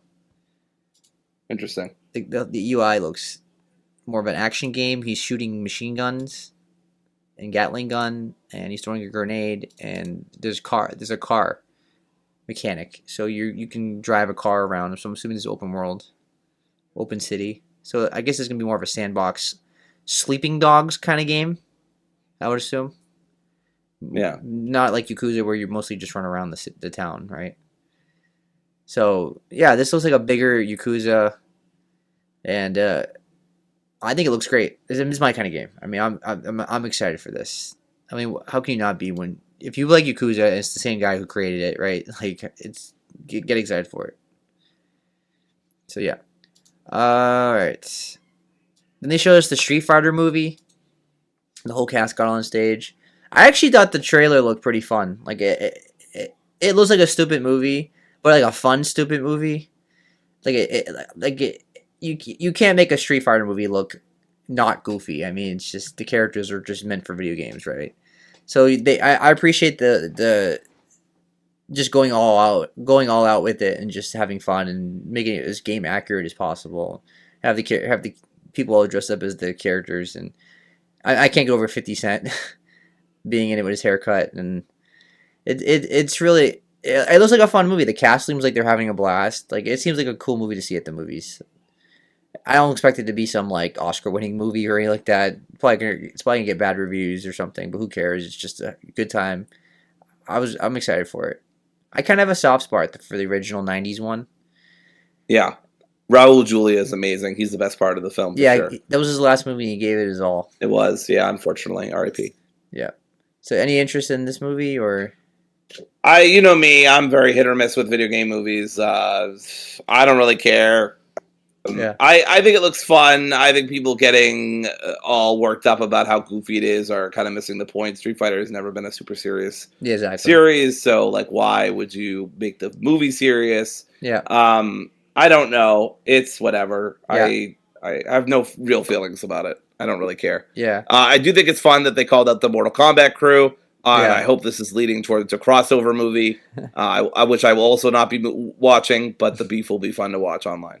Yeah, and I'm not very optimistic about that Mortal Kombat movie, unfortunately. Mm. Then No Man's Sky won Best Ongoing Game, and the guy that was talking felt very out of place because he was very nervous, not used to speaking in front of crowds. It seemed like, and then he was put in front of like professional wrestlers and actors who were like very confident. It was such a funny mix of people. Only at the Game Awards. Yeah. I felt so bad for him because you imagine like you have to give a speech for like first time in front of like millions of people, and you have like Cody Rhodes standing behind you. Yeah, like, that'd be very intimidating. Yeah. So I thought that was really a fun segment. So that's the kind of stuff I like at the Game Awards. All right. Next thing was best ongoing game. That was No Man's Sky, and then they showed Lego Batman: Legacy of the Dark Knight, which, as I've said before, it looks like Batman Arkham. They're like, Lego was like, fine, if you're not gonna make another Arkham game, then we're gonna do that, and that's exactly what this game is. It looks just like an Arkham game, but like as Batman. And as I was saying as we were watching the show, enjoy it while it lasts because this is probably our last Warner Brothers game we're ever gonna get. If Netflix doesn't care about the game studio at all, so enjoy it. But it looks like a blast. It looks like a quality Lego game. This might be one of the best Lego games we've ever had. I think it looks like a high budget game. I mean, it's very exciting. I think it looks really cool. It looks really good. I haven't played any Lego game in a long time, but it looks good. And I mean, if it gets good reviews, which I think it will, I might play it. So I don't know. We'll see. Yeah, that's one of my most anticipated games of next year. And it's coming out on May 29th. So it's like the only game I've seen that's come out in May so far. All right, best audio design went to Battlefield 6, and which I would say Battlefield tends to have really good audio, so I'm not too mad about that. The content creator of the year went to Moist Critical. I mean, I love Charlie's awesome, right? Like he's one of my favorite. He had a really funny reaction. I presume you've already seen, but for those who don't know or haven't already seen, he was watching the Game Awards live, and he was like, "All right, anybody but me, please." And then it was him, and he was like, "All right, thanks, I guess." And I think it was a funny reaction, but I think it's because he knows that a lot of people are now going to give him shit, like. People are going to be like harassing him and stuff because you can't win anything on the fucking internet and be famous and not get shit for it. But it was funny. It was in fact so funny that my mom, shout out mom, sent me the clip of him reacting to getting a Game Award and said that she'd been watching Charlie for years, which like it felt like I got shotgun blasted in the back of my head. I was like, what? Because I just can't imagine my mom watching Twitch streamers or whatever. But anyway, that was fun, and yeah, good for him. He seems great. I love Sonar, so I was very happy for him. Yeah, he's one of the best streamers. He calls out people's shit. And he always has objective takes. He's one of the best streamers in my opinion. He's really funny. All right, the most anticipated best fighting game was Fatal Fury City of the Wolves. I never played it, but I had no say on that. Most anticipated game, shocker, everybody. Wow. Grand Theft Auto 6. Again. Hold for applause and then release the applause. Yeah. But then the big reveal was Tomb Raider, right? I think you mean reveals plural. Yeah. Before we get into that, Tomb Raider Catalyst. So right off the bat, it looked like they went back to old school Tomb Raider. The design was back to old school Tomb Raider. It looks like Lara Croft is back to like her PS1 design. They went back to her making her very sexy. Got away from the reboot look to it. I've seen some controversy with that. Some people don't like that change. Amazon's definitely selling her sexiness. If you look at the ads and stuff, they put her in skimpy bathing suits and stuff like that. So that's gonna cause some stir as well. But but in terms of the gameplay looked very old school with the way the physics looked, the way she was holding on and doing flips, and it looks just like how the PS1 games played. So Amazon, who owns the IP now, is going back to the old school. So that was cool. And that's coming out in 2027. And then all of a sudden they were like, oh, by the way, there's another Tomb Raider game coming out called Legacy of Atlantis, which comes out next year, and this one comes out first. And it looks like Tomb Raider's here to stay. It looks I'm very excited for it. I mean, we're going back to double pistols. We're going back to dinosaurs chasing you, puzzles, platforming, unnecessary flips. It's old school Tomb Raider that I grew up with. Yeah, lots of sex appeal. Yeah, Seb, I'm so excited for this game to come out because there's going to be so much, and there already has been so much fucking discourse about how she does look or doesn't look. Look, there is sexiness has always been part of Tomb Raider, for better or worse. I would say mostly for worse, because it kind of subsumes Laura's character, question mark. She doesn't really have much of a character, honestly, and when she does, it's usually not great, right? She's like a posh English woman who's doing all this stealing of other people's cultures for Yeah, fucking fun and whimsy. she's So it's like I yeah. don't really like thinking about her character. But Yeah, go ahead. she's not supposed to be some like super high quality character. She's kind of like Nathan Drake. You kind of just they're Right, just adventure characters that right, explore and usually fight criminals, and usually the artifact like is going to destroy the world and they have to save the world. They're just action sure. heroes. They're not meant to be like Last of Us, Yeah, Joel. I didn't grow up playing the Tomb Raider games. I did play the remake, which I thought was great, and then I played Shadow of the Tomb Raider, and that was a game, and we're not going to talk about it anymore. And then Rise, I never got around to, but I heard was great, so I Yeah, do that want to was check that good. out at some point. Yeah, So I have kind of a mixed history with Tomb Raider at this point.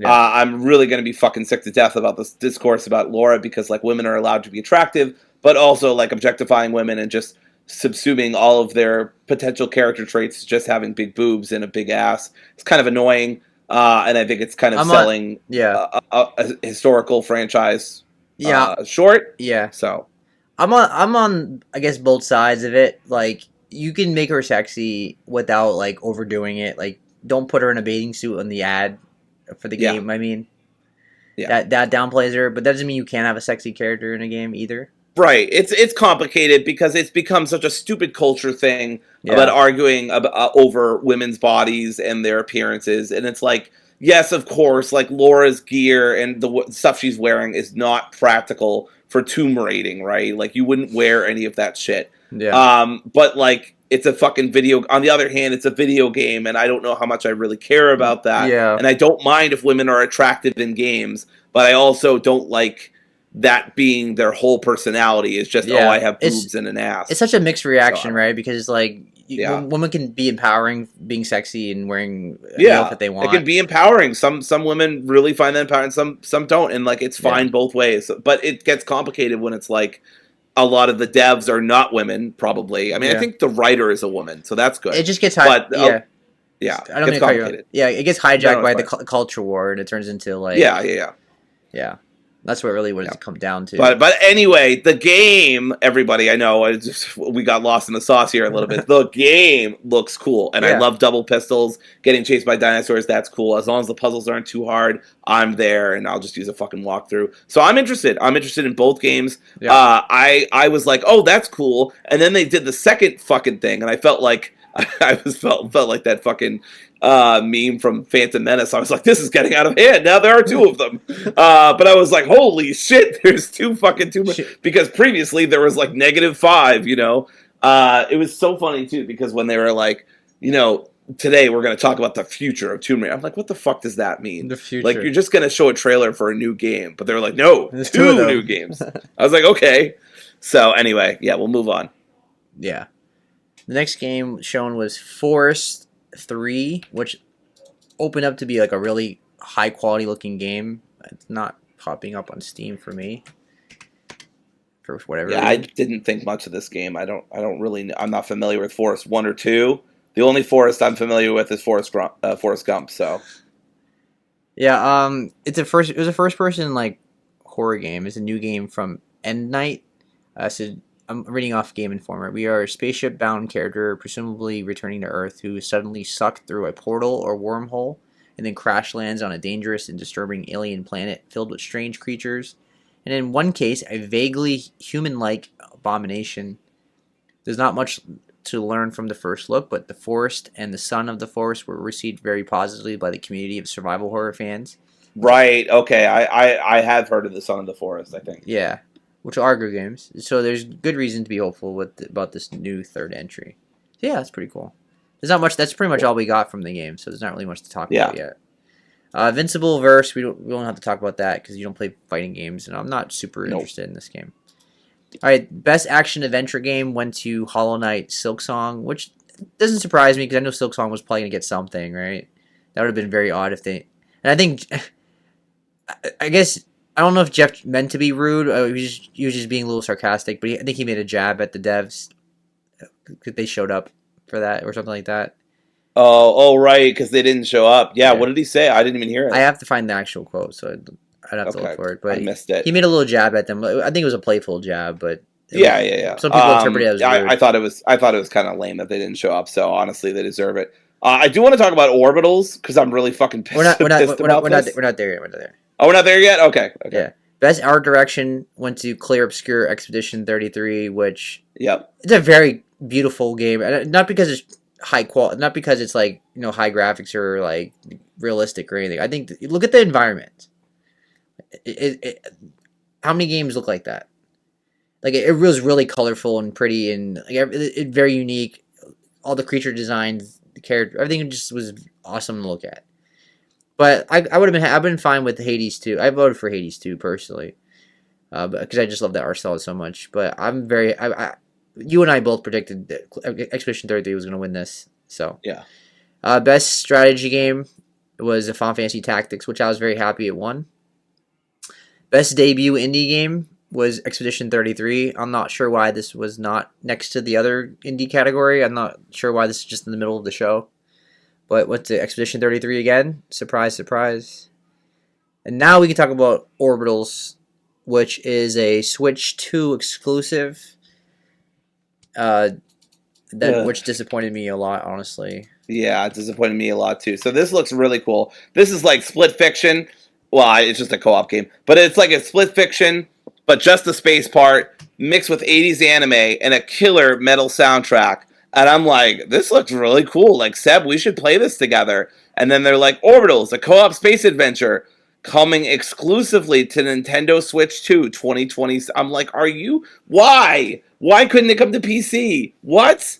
Why does it have an exclusivity deal? Why is Kepler doing this? Yeah. God fucking damn it. So I hope it's a timed exclusive. I hope eventually it comes somewhere else so Seb and I can play it. It looks fucking cool. I'd love to play this game, but they don't want me to, so I guess not. Because even though I own a Switch 2, I probably can't play it because you probably need two players to play it. Right. I don't know anyone that's going to get this. So it's disappointing because I love the art style. I love the 80s anime style. It was very neat. Evangelion and Cowboy Bebop as well. It was just, pardon me, old school Gundam. It was just it just looked badass, and I'm just so disappointed I can't play it. And it's developed on Unreal Engine 5, which you don't ever associate Unreal Engine 5 with Switch 2, right? Like, right. That always feels like a PC, PS5 thing. All right, the next thing was Diablo 4. We can skip that. Then it was Deadpool and Marvel Rivals, which I think was really cool. The only problem I have for that is everybody and their mom's gonna fucking pick Deadpool. So like, good luck picking him because everybody's gonna be in a race to pick him. But that's coming out on January 16th, and we're also getting an Elsa Bloodstone reveal at the. Excuse me, there was a Elsa Bloodstone reveal at the end as well, which is a character. I know Dory don't play Marvel Rivals, so we can go past that. Nope. 007 First Light, one of the most random crossovers I've ever seen in my life. Lenny Kravitz, everybody, is in the game. Very, very weird, but cool. And he had a very good speech, and he transitioned so nicely to the next award, which I thought was cool. So absolutely, yeah, I mean, dude has infinite aura, so good for him. Absolutely, he looks great. Is he gonna be? Dude's in now? his 50s. He looks 50s. Yeah, 60s. Sorry, he's in his 60s. He looks like in his like late 40s, early 50s. Yeah, absolutely. So. And then of course, best soundtrack. What a shock! Expedition 33. Yep, one of the best soundtracks of all time. The only soundtrack of the year that I went out of my way to do. Absolutely. And then we got Seven Deadly Sins Origin. I don't think either of us are going to play that game, but I do like Seven Deadly Sins. Lords of the Fallen 2, more so a game for me than you, Dory. I think it looks like an improvement over the first one. But I think they fixed a lot of the issues with the first one. But yeah, I'm not super optimistic because they got to prove it to me that they can do a better game. Still not a bad game, just not a great game. Not as good as like Dark Souls. So I'm interested in that. Then we got Best Sports Racing Game. That was Mario Kart World. That's fine with me, I guess. Not really a big deal. Best Community Support winner was Baldur's Gate 3. Again. No complaints. One of the best games ever. Best VR AR game was The Midnight Walk, which both of us played. Neither of us played it in VR though, but No. pretty solid game. I think both of us had it as a 7 out of It 10. was good. It was good. I think both of us said it was a 7 out of 10. Yeah. I just thought it was frustrating with the stealth. I thought the character, like the enemies would see me through the wall somehow, and it got frustrating at times. Best RPG winner again. What a shock! Expedition 33. Although I would have been fine with Kingdom Come Deliverance too. I know that was the controversy that this one won over that because people were just saying like Expedition 33 is winning too many awards now. It's not fair. So there's that. But I think Expedition 33 is the best RPG by default, right? If it's the game of the year and it's an RPG, then it's by default that it's the best RPG. The player's voice winner was Wuthering Waves, which actually beat. All right. No. We're talking about this. We're talking about this bullshit. So the player's choice was I'm not going to remember. It was Silksong, Expedition 33, Kingdom Come Deliverance, and 2 fucking gotcha games. Wuthering Heights and Genshin. Yeah. Was that all 5? Yeah, I think that's pretty I think there was one more, and I don't remember what it was. I'm so proud of myself that I remember 5 out of 6. Anyway, people complain and say, why isn't this all player nominated? There's Dispatch too. Sorry. Dispatch, yes. This is fucking why. Why the fuck did this stupid ass gotcha? I hate this so much. I crashed out I was like, if this fucking one of those 2 gotcha games, I didn't care which other 4 games it was, as long as it was one of the non-gotcha games. Gotcha games are everything wrong with video games to me. Like they're predatory. They often are predatory on children specifically, who the target audience I work with, right? So I particularly have a lot of ire towards that. And susceptible parents who don't know any better. It's just fluff. There's nothing there. There's no story. There's no character. Not that there always has to be, but like, there's just nothing there. There's nothing there, and it's soulless. It's made by some of the biggest corporations in the world that don't give a shit about any of us, and would rather fire so many employees than do anything better with their corporate structure. It pisses me off so much. We couldn't give it to Dispatch. We couldn't. The fans couldn't. And to make things worse, apparently, and I heard this from, I think Lewis said this, but maybe somebody else did. Wuthering Heights literally paid their audience to vote for them. Yeah. They like gave them benefits or in-game cash or some fucking shit to vote for them. That should disqualify Wuthering Heights just on fucking principle. Waves. Anyway, moreover, democracy needs to be destroyed, and we need to just have a cabal of elite gamers make these decisions. This is why we have a council of Jeffs, and we don't fucking do player's voice, because bullshit like this happens. I'm sorry I sound very elitist right now, but apparently that's what we fucking need, because otherwise we get Wuthering Heights instead of fucking Wuthering Waves. Wuthering Waves. Sorry, not Wuthering Heights. Wuthering Waves. I'm thinking about the novel. But fuck this. This was the stupidest part. Well, one of the stupidest parts of the show. We'll actually get to the stupidest part in a little bit. But yeah. That reminds me of this. That reminds me of the ending of Game of Thrones, where he's like, "Oh, we should do democracy," and then everybody laughs at him. It's like, no, just don't. Because we're gonna have a council of people. We're gonna have a council of people, and we're just gonna pick the king. All right. The next thing was Saros, which got delayed to April 30th. We got to see more gameplay, and you can pre-order now, and there's a 48-hour early access available if you get the digital deluxe edition, which is always going to be a thing now. If it's a Housemarque game, it's going to be a third-person action romp. It's gonna be like just like Returnal, as it reminds me of, right? And for the good and the bad, right? I do hope the story is better, because one issue I had with Returnal was the vague story. It's kind of hard to get invested in the character when like I really don't know what's going on. But it seems like this one is going to be more story based, because it's like there's more acting in it, and more dialogue and things like that. But I'm curious how it's going to play. Is it going to be hard? And even then, I'm like, I might wait for the PC version. So, personally, any interest in this?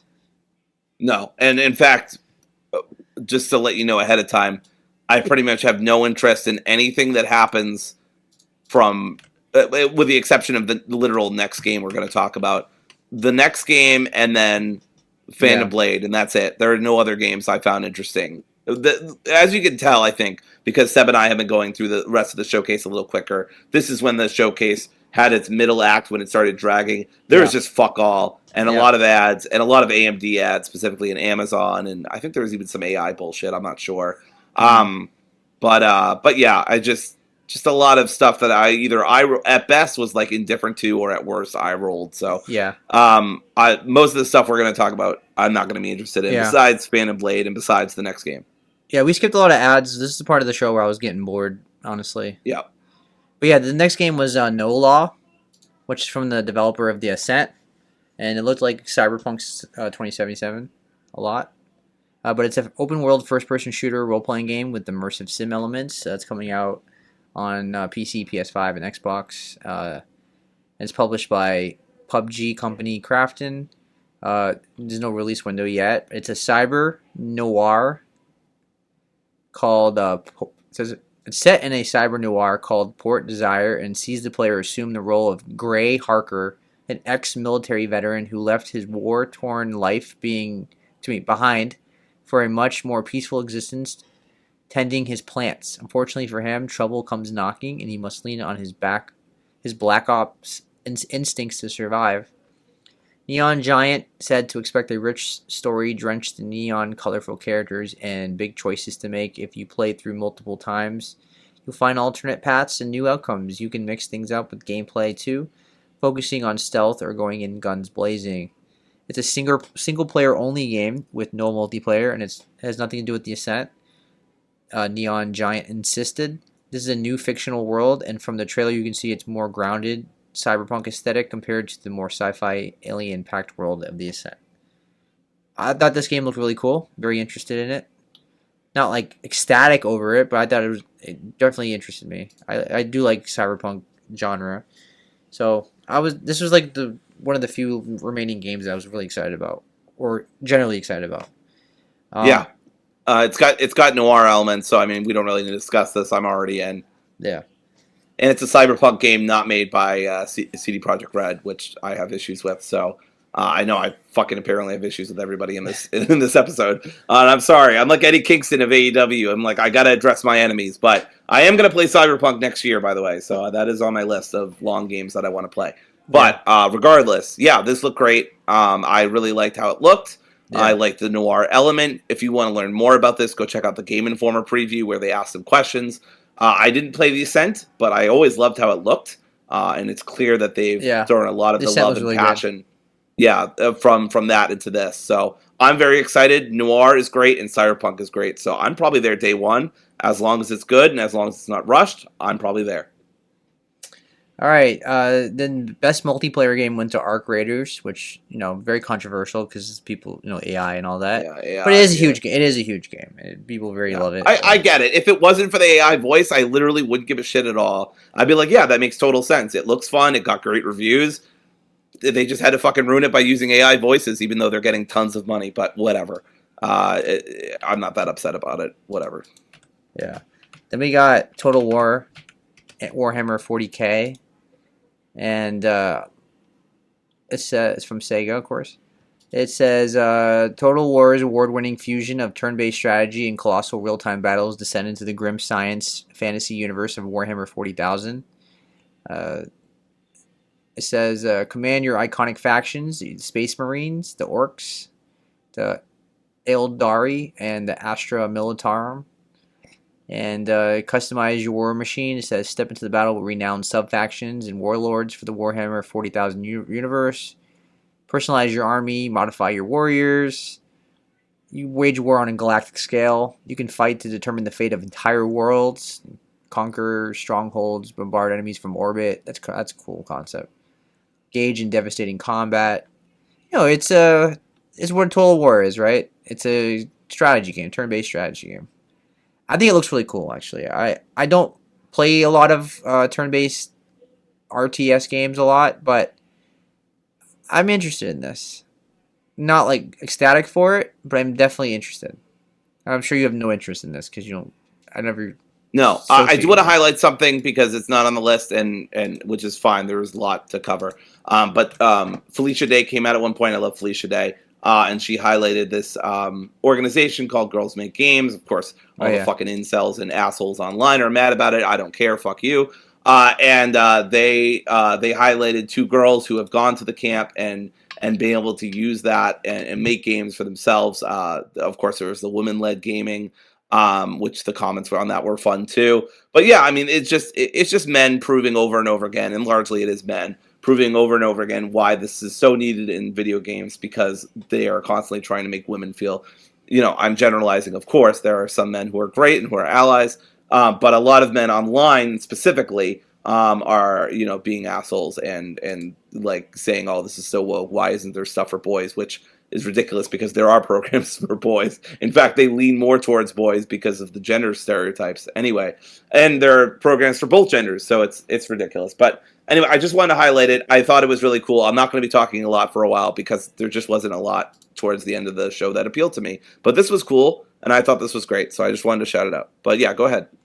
Yeah, the next game shown was Ace Combat 8 Wings of Thief, which is from Bandai Namco.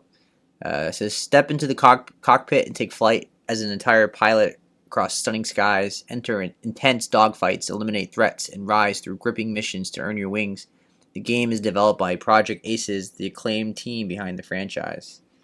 The campaign mode showcases stunning visuals with dynamic multi-layered cloudscapes that capture the majesty of living skies. Feel the rush of a fast-paced arcade-style gameplay and deploy powerful weapons to dominate the battlefield. Beyond the chaos in the air, breathtaking first-person scenes reveal your pilot's story through breathtaking cinematics. Experience the pressure of command, the weight of decision, and bonds forged in battle. Between missions, bond with your squad members, rise to meet adversity, and prove yourself as a true ace. I think the cutscenes look really cool. It definitely adds to the story that you can you see through the eyes of the main character and cinematic and things like that. I think it looks like a cool game. It's Ace Combat, right? You either like this game or you don't. It's a jet combat game. I used to play these on the PS1, PS2. Any interest?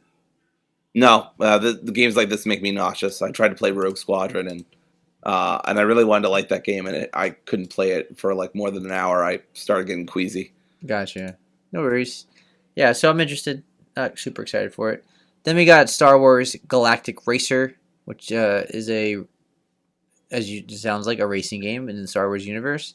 It says it's a runs-based, high-stakes reinvention of racing born in the lawless outer rim of the Star Wars galaxy. The Empire's grip on the galaxy is finally broken, and with its fall comes a new obsession, speed. As the New Republic struggles to rebuild, gambling, entertainment, and glory fuel a booming underground. Out of the chaos, the Galactic League is born, an unsanctioned racing circuit where syndicates sponsor pilots. Fortunes are won and lost in records, and only the bold survive. No force, no prophecy, just skill, strategy, and the will to rise.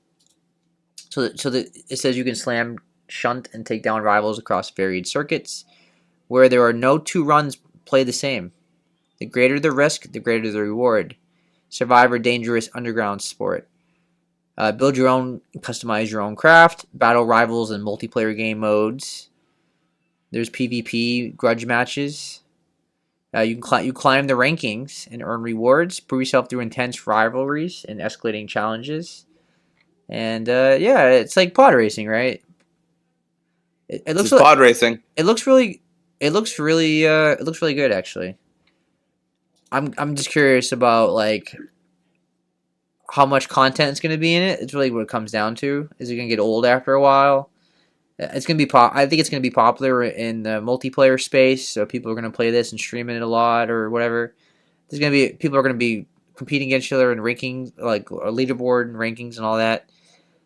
So I'm curious for me how much content there's going to be for me, like, because I don't play a lot of multiplayer. I'm not going to play this game for 300 hours or anything like that. But it looks like a great time, and I'm very interested in it. Any interest for you? No, not really into racing games. I didn't grow up playing the N64 games, so I don't have any nostalgia for it. Shame. All right, next one was Out of Words, which we've talked about before. It's a cooperative platforming adventure game developed by Kong Orange and Wiredfly, and is published by Epic Games. It was announced during Summer Game Fest of this year, and I told you I was upset that it was not on Steam because it's Epic Game only, and I'll probably play it on PS5 because I refuse to use Epic. Even Kojima came out and publicly praised the game. He says he called it a simple, gentle, and beautiful game. And he stated it was the kind of game needed in an age where we've lost true meaning of words on social media. So what did you? Oh, this one, yeah. This one looked really cute. I'm bummed that it's specifically on Epic Games, Yeah, but hopefully eventually comes to Steam. If um, I if I, I'm remembering right. I doubt it because Epic published it. Yeah. Okay.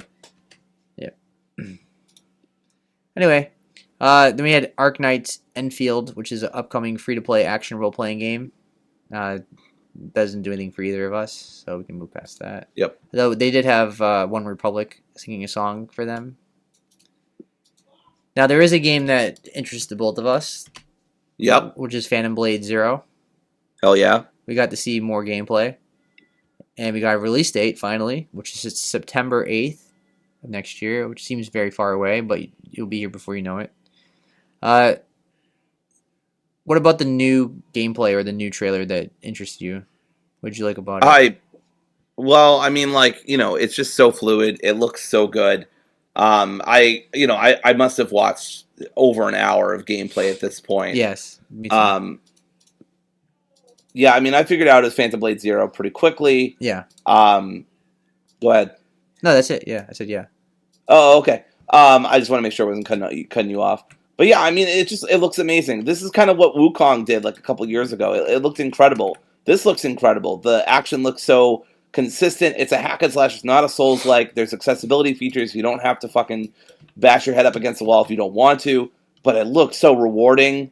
If you can master it, I'm there. The only thing I'm pissed about, and I already talked about this earlier, is that it's coming out in September of next year, and that feels so far away. And like a part of me, a very selfish part, wishes they just hadn't said anything until the summer or at least the spring. But we're in fucking winter of 2025 still. So I'm like, why are you doing this? Like, I don't want to know that. That's so far away. But anyway, I'm very excited. It's one of my most hyped games. Not more than Resident Evil 9, but it's up there. It's got to be top 5 most hyped games for me. I'm very excited for this game. Yeah, I'm very excited for it as well. It looks like an awesome game, my kind of game. All right, almost done. So now they showed Mega Man Dual Override, which got a very mixed reaction. People were not happy with the visuals, from what I saw. Oh, interesting. Yeah. It says, as revealed, is bringing the Blue Bomber back with the new video game called Mega Man Dual Override. I'm reading IGN. First trailer for what will be the first Mega Man game since 2018's Mega Man 11 reveals a return to the classic 2D style that made the iconic hero famous. It's unclear what other elements will return for Mega Man, with the footage mainly promising vibrant visuals and promise to warp into all the consoles and PC on 2027. It says, quote, Mega Man returns in 2027 with a brand new entry in the classic action platforming series. Override challenges and blasts down legions of robots while springboarding across a new array of futuristic frontiers. With its release date as much as 2 years away, it shouldn't come as a surprise to hear that we know little else about Mega Man Dual Override at the moment. However, Capcom is giving diehard fans the chance to learn more about what some are already calling Mega Man 12, with the introduction of the Robot Mastering Design Contest. And there's a contest that will result in 6 winners, including 1 grand prize winner whose design will be turned into an enemy for Mega Man to fight. That's cool. You can design an actual boss for the game. But yeah, people were mixed about the animation. They were kind of disappointed with it. I guess people were just expecting a lot more. I'm not a giant Mega Man fan. I never have been. It's one of the franchises that like I don't have a huge history with, and I have a huge history with a lot of franchises, but Mega Man's not one of them. And I'm interested. Right? There was a report this week about Capcom getting invested in some of their franchises again. Ace Attorney and Mega Man. So Mega Man's gonna start getting more games than it has been. They had basically had it Mega Man in hibernation, hence the trailer, right? They had Mega Man literally in a tube, waking up. So, any interest? Nope. Absolutely not. I grew up playing Mega Man. Before anybody comes after me, I did not like playing them as a child. They were very difficult. I got frustrated very often with them. I had fun. Don't get me wrong. I thought they were fun and well made games. But yeah, I didn't really. I don't have fond memories of playing them. So Yeah. I have more fond memories of watching the anime than I do of and the plug the one on WB Kids WB than I do of playing the games. But yeah, All right, then they showed the Super Mario Galaxy movie. Only like a few like what 10, 15 seconds of Luigi and Mario fighting Bowser Jr. I'm of course very interested in the game. I mean, in the show. Okay, the movie. did we not mention, by the way, the best performance? Because I don't think we have. Yeah, I think I missed that. So we can talk about Yeah. that after Okay. this. Yeah. Okay. Yeah. Let's do that. Yeah. So another game they showed was Neo 3. The big thing for this game was that it's getting a demo on January 29th, which is like a week before the real release. These are really hard games. They're very specific audience. But if you do like these games, you're gonna love this because these games are a blast. Just be prepared to die a lot. Yeah, we for some reason I was following game. I forget what website it was, but they followed everything in order, and they just seemed to skip the best performance. But it was Not Jennifer. very nice. It was Jennifer English, which we both predicted. Yes. And Yes, we both predicted. I love Jennifer so much. She's incredible in Baldur's Gate. She's incredible in Expedition. Mael is one of my favorite characters of all time. The speech she gave, specifically highlighting neurodivergence and her girlfriend, and how happy she was to be there, and how thankful she was. I mean, I legitimately almost started crying because it was such a good. I almost said such a good performance, but such a good speech. She's such an incredible person, and I'm very excited to see her in anything. She's in that Lancelot one, the one that's really fucking weird, the Knights of the Round Table one, where everybody's doing magic and shit. I don't know the hell it's called, but you know what I'm talking about. But she's awesome, and I'm so happy for her, and her speech almost made me cry, like I said. So just very happy, and just wanted to shout it out because I just realized we hadn't talked about it. yeah, I think Mael was probably the best protagonist of the year for me. I thought her performance was by far the best performance of the year. So I totally agree with that award. That was my easy choice when I voted for her. All right. The last game of the showcase, which was a huge letdown, was High Guard. Jesus Christ. Now, they must have paid Jeff a lot of money to put it here. Especially the way he hyped the game. With the way he hyped... I was so ready for this to be something really cool. He hyped this to be like Half-Life 3 or Kingdom Hearts 4 or the new Elder Scrolls or something like that. And it turned into be a Apex Legends game. And God, has the reaction been negative. It's gotten massive dislikes on YouTube.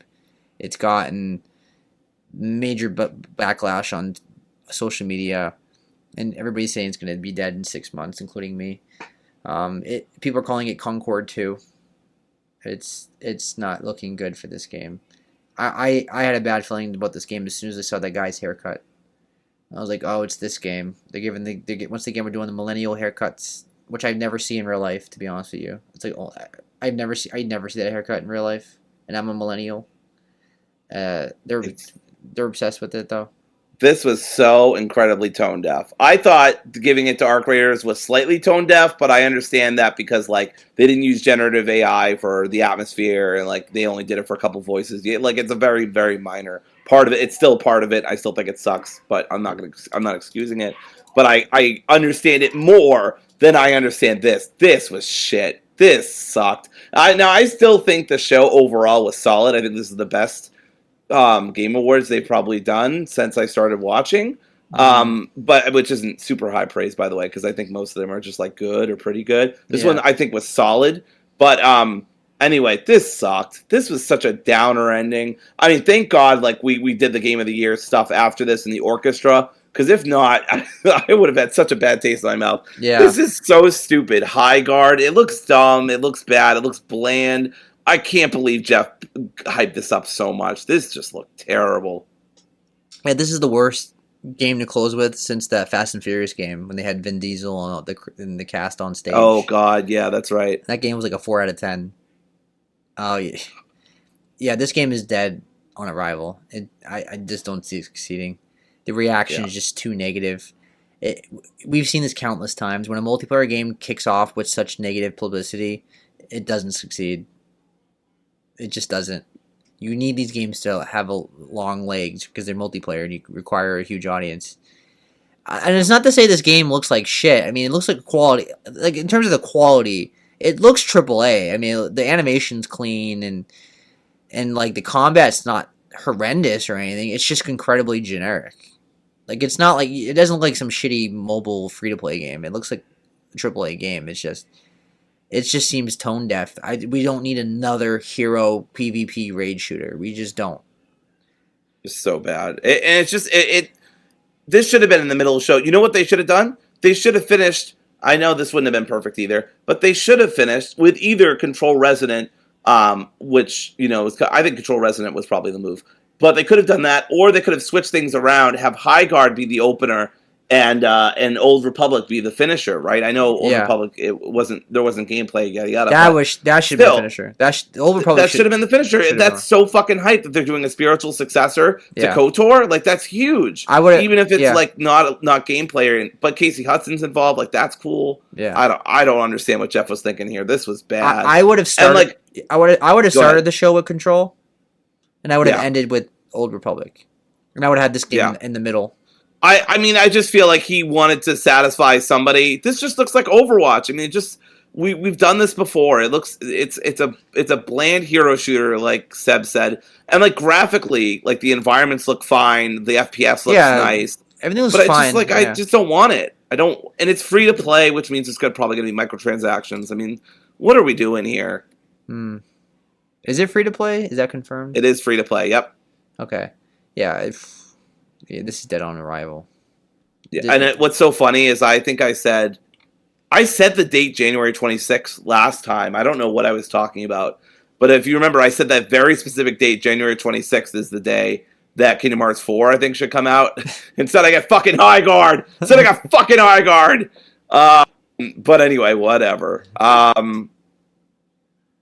Yeah, DOA. It comes out next month, so Yeah. we'll see if it does anything, but it won't. Yeah. It's dead. It's dead.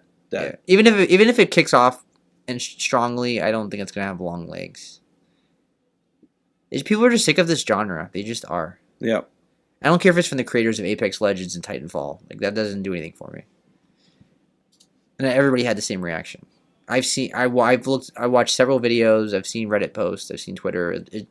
There's YouTube dislikes, or when you get a lot of YouTube dislikes, that tells you it's not just gamers. It's like casual people too. Like anyone just has no interest in it. All right. Finally, we got the orchestra. Best part of the show for me. Flute guy. I always loved that. He was playing like He had a fucking weapon wheel of air-based instruments He's pulling them this out. year. I was very happy for it. Every fucking time. It was like an in-game cutscene, and then you'd come back, and Flute guy was wielding a different weapon. I was like, bro, I love you so much, man. absolutely. My hype for Flute guy has grown Yeah. exponentially by year. This man is amazing. I know that some people were a little mixed on like that they changed all the songs into like fit the certain tone of the orchestra and all that. Like some I people were don't upset. care. I didn't really care Yeah. about that, but No, it sounded good to me. yeah, but ultimately, game of the year, and they let the presenter of the director, I think it was director of Astrobot, Yes, give it. it's always the previous year's Goaty. Yeah. And then he said, game of the year, it goes to Claire Mon ami. Obscure, Expedition 33, which you know they were in the crowd because they were all wearing, they were all French berets and the shit beret, like that. yeah, they were all fully dressed up. Yeah. I mean, I think Guillermo really knew that they were going to win. I hope I'm saying his name right. But the game director knew that they were going to win because he didn't say anything throughout. This is the other thing We all about like did. fucking making fun of Sandfall or making fun of the team behind Expedition 33 is like every single time one of them got up, it was like it wasn't the director, right? It was somebody who did some side job, or it was Lorian. no one knew how to deal. They don't know how to deal with the success. Like all of them had nervous.